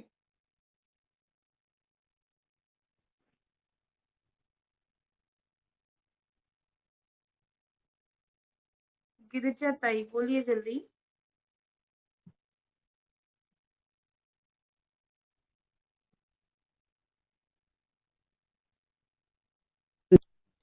आवाज आ रही है? हाँ आ रहा है, जल्दी बोलिए. हाँ, मैं बोल रही हूँ कि दुर्गा सप्तशती का मेरे को दिया था दादा ने 14 अध्याय करने का, 14 पाठ. तो वो मेरा चालू ही था और रुद्र का भी बोला था कि रुद्र अध्याय करो. तो वो शाम को होता है तो उसमें मैं अटेंड होती हूँ लगभग. और 3 गुरु चरित्र बोला है तो मैं कल से 3 गुरु चरित्र पे थोड़ा स्वामी की आज्ञा से शुरू करने वाली हूँ. स्वामी का आशीर्वाद चाहिए. पिछले संडे को क्या हुआ कि दुर्गा सप्तशती चालू ही थी मेरी. उस दिन मेरा लास्ट वो था जिस दिन अपन उद्यापन करते ना, उद्यापन था मेरा. उस दिन मैं उद्यापन करके फिर दोपहर को थोड़ा सा थक गई तो सो गई थी. उस दिन मेरे हस्बैंड घर पे ही थे तो फिर उन्होंने बोला कि तू जल्दी आ भाग के. तो मैं गई एकदम. मैंने कहा क्या हो गया. फिर मेरा मकान 3rd फ्लोर पे है, LIC क्वार्टर्स है तो 3rd फ्लोर पे मेरा मकान है. तो खिड़की में एकदम गोल्डन कलर का पतला, अपनी 2 अंगुलियां इकट्ठी करे ना, इतना पतला एकदम स्किन कलर का सांप. 2 हाथ मतलब पूरे दोनों हाथ इकट्ठे करे ना अपन, एक हाथ से दूसरे हाथ फैलाते तब कितना लंबा होता है, इतना लंबा सांप. लिंबा होता है. हाँ, तो इतना लंबा सांप खिड़की में पता नहीं कहाँ से आया 3rd फ्लोर पे. मैं खुद सोचती रह गई एकदम आया कहाँ से, चढ़ा कैसे ये 3रे मंजिल पे, और वो भी बाहर की साइड. फिर हम दोनों ने खुसुर फुसुर किया तो उसने थोड़ा फन किया और खिड़की की हवा से इकट्ठी हो गई थी तो वो अंदर आके इस साइड बैठ गया. तो फिर इन्होंने बोला कि अंदर की साइड है, खिड़की खोल के फेंक दूं. मैंने कहा नहीं फेंकना नहीं, अंदर आ जाएगा. फिर वो खिड़की के अंदर बैठा रहा. वहाँ कोई बिल था उसका या क्या था. तो फिर मैंने फोन किया वॉचमैन को तो वो लकड़ी लेके आया. वो सांप फिर हमको दिखा ही नहीं कहाँ गया, पूरा जैसे गायब ही हो गया. तो अब इसको क्या समझूं मैं. ठीक है, दादा से पूछकर आपको बताते हैं. हाँ, बताना मुझे, है ना. आपका पाठ चालू रहता है ना तो हाँ, वो पाठ सभी मेरा लोग आपको रुद्र दर्शन देते हैं. हाँ जी. तो मैंने कहा दादा से आप पूछ के थोड़ा बताना. हाँ, श्री स्वामी समर्थ. ठीक है, ठीक है. प्रार्थना लेते हैं. कौन लेगा प्रार्थना. आवाज आ रहा है ना. हाँ आ रहा है, लीजिए. गुरुर्ब्रह्मा गुरुर्विष्णू गुरुर्देव महेश्वरा गुरुर साक्षात परब्रह्म तस्मै श्री गुरवे नमः. श्री स्वामी समर्थ महाराज की जय. श्री गुरुदेव दत्त. श्री त्र्यंबकेश्वर महाराज की जय. गंगा गोदावरी माता की जय. सद्गुरु परम पूज्य मोरे दादा की जय. श्री स्वामी समर्थ उदयोस्तु. श्री महाकाली महालक्ष्मी महासरस्वती राजराजेश्वरी आई साहेब. श्री अंबा माता की जय. श्री अंबा माता की. श्री अंबा माता की जय. भारत माता की जय. श्री समर्थ चरण प्रणमस्तु. श्री गुरु चरण प्रणमस्तु. श्री स्वामी समर्थ.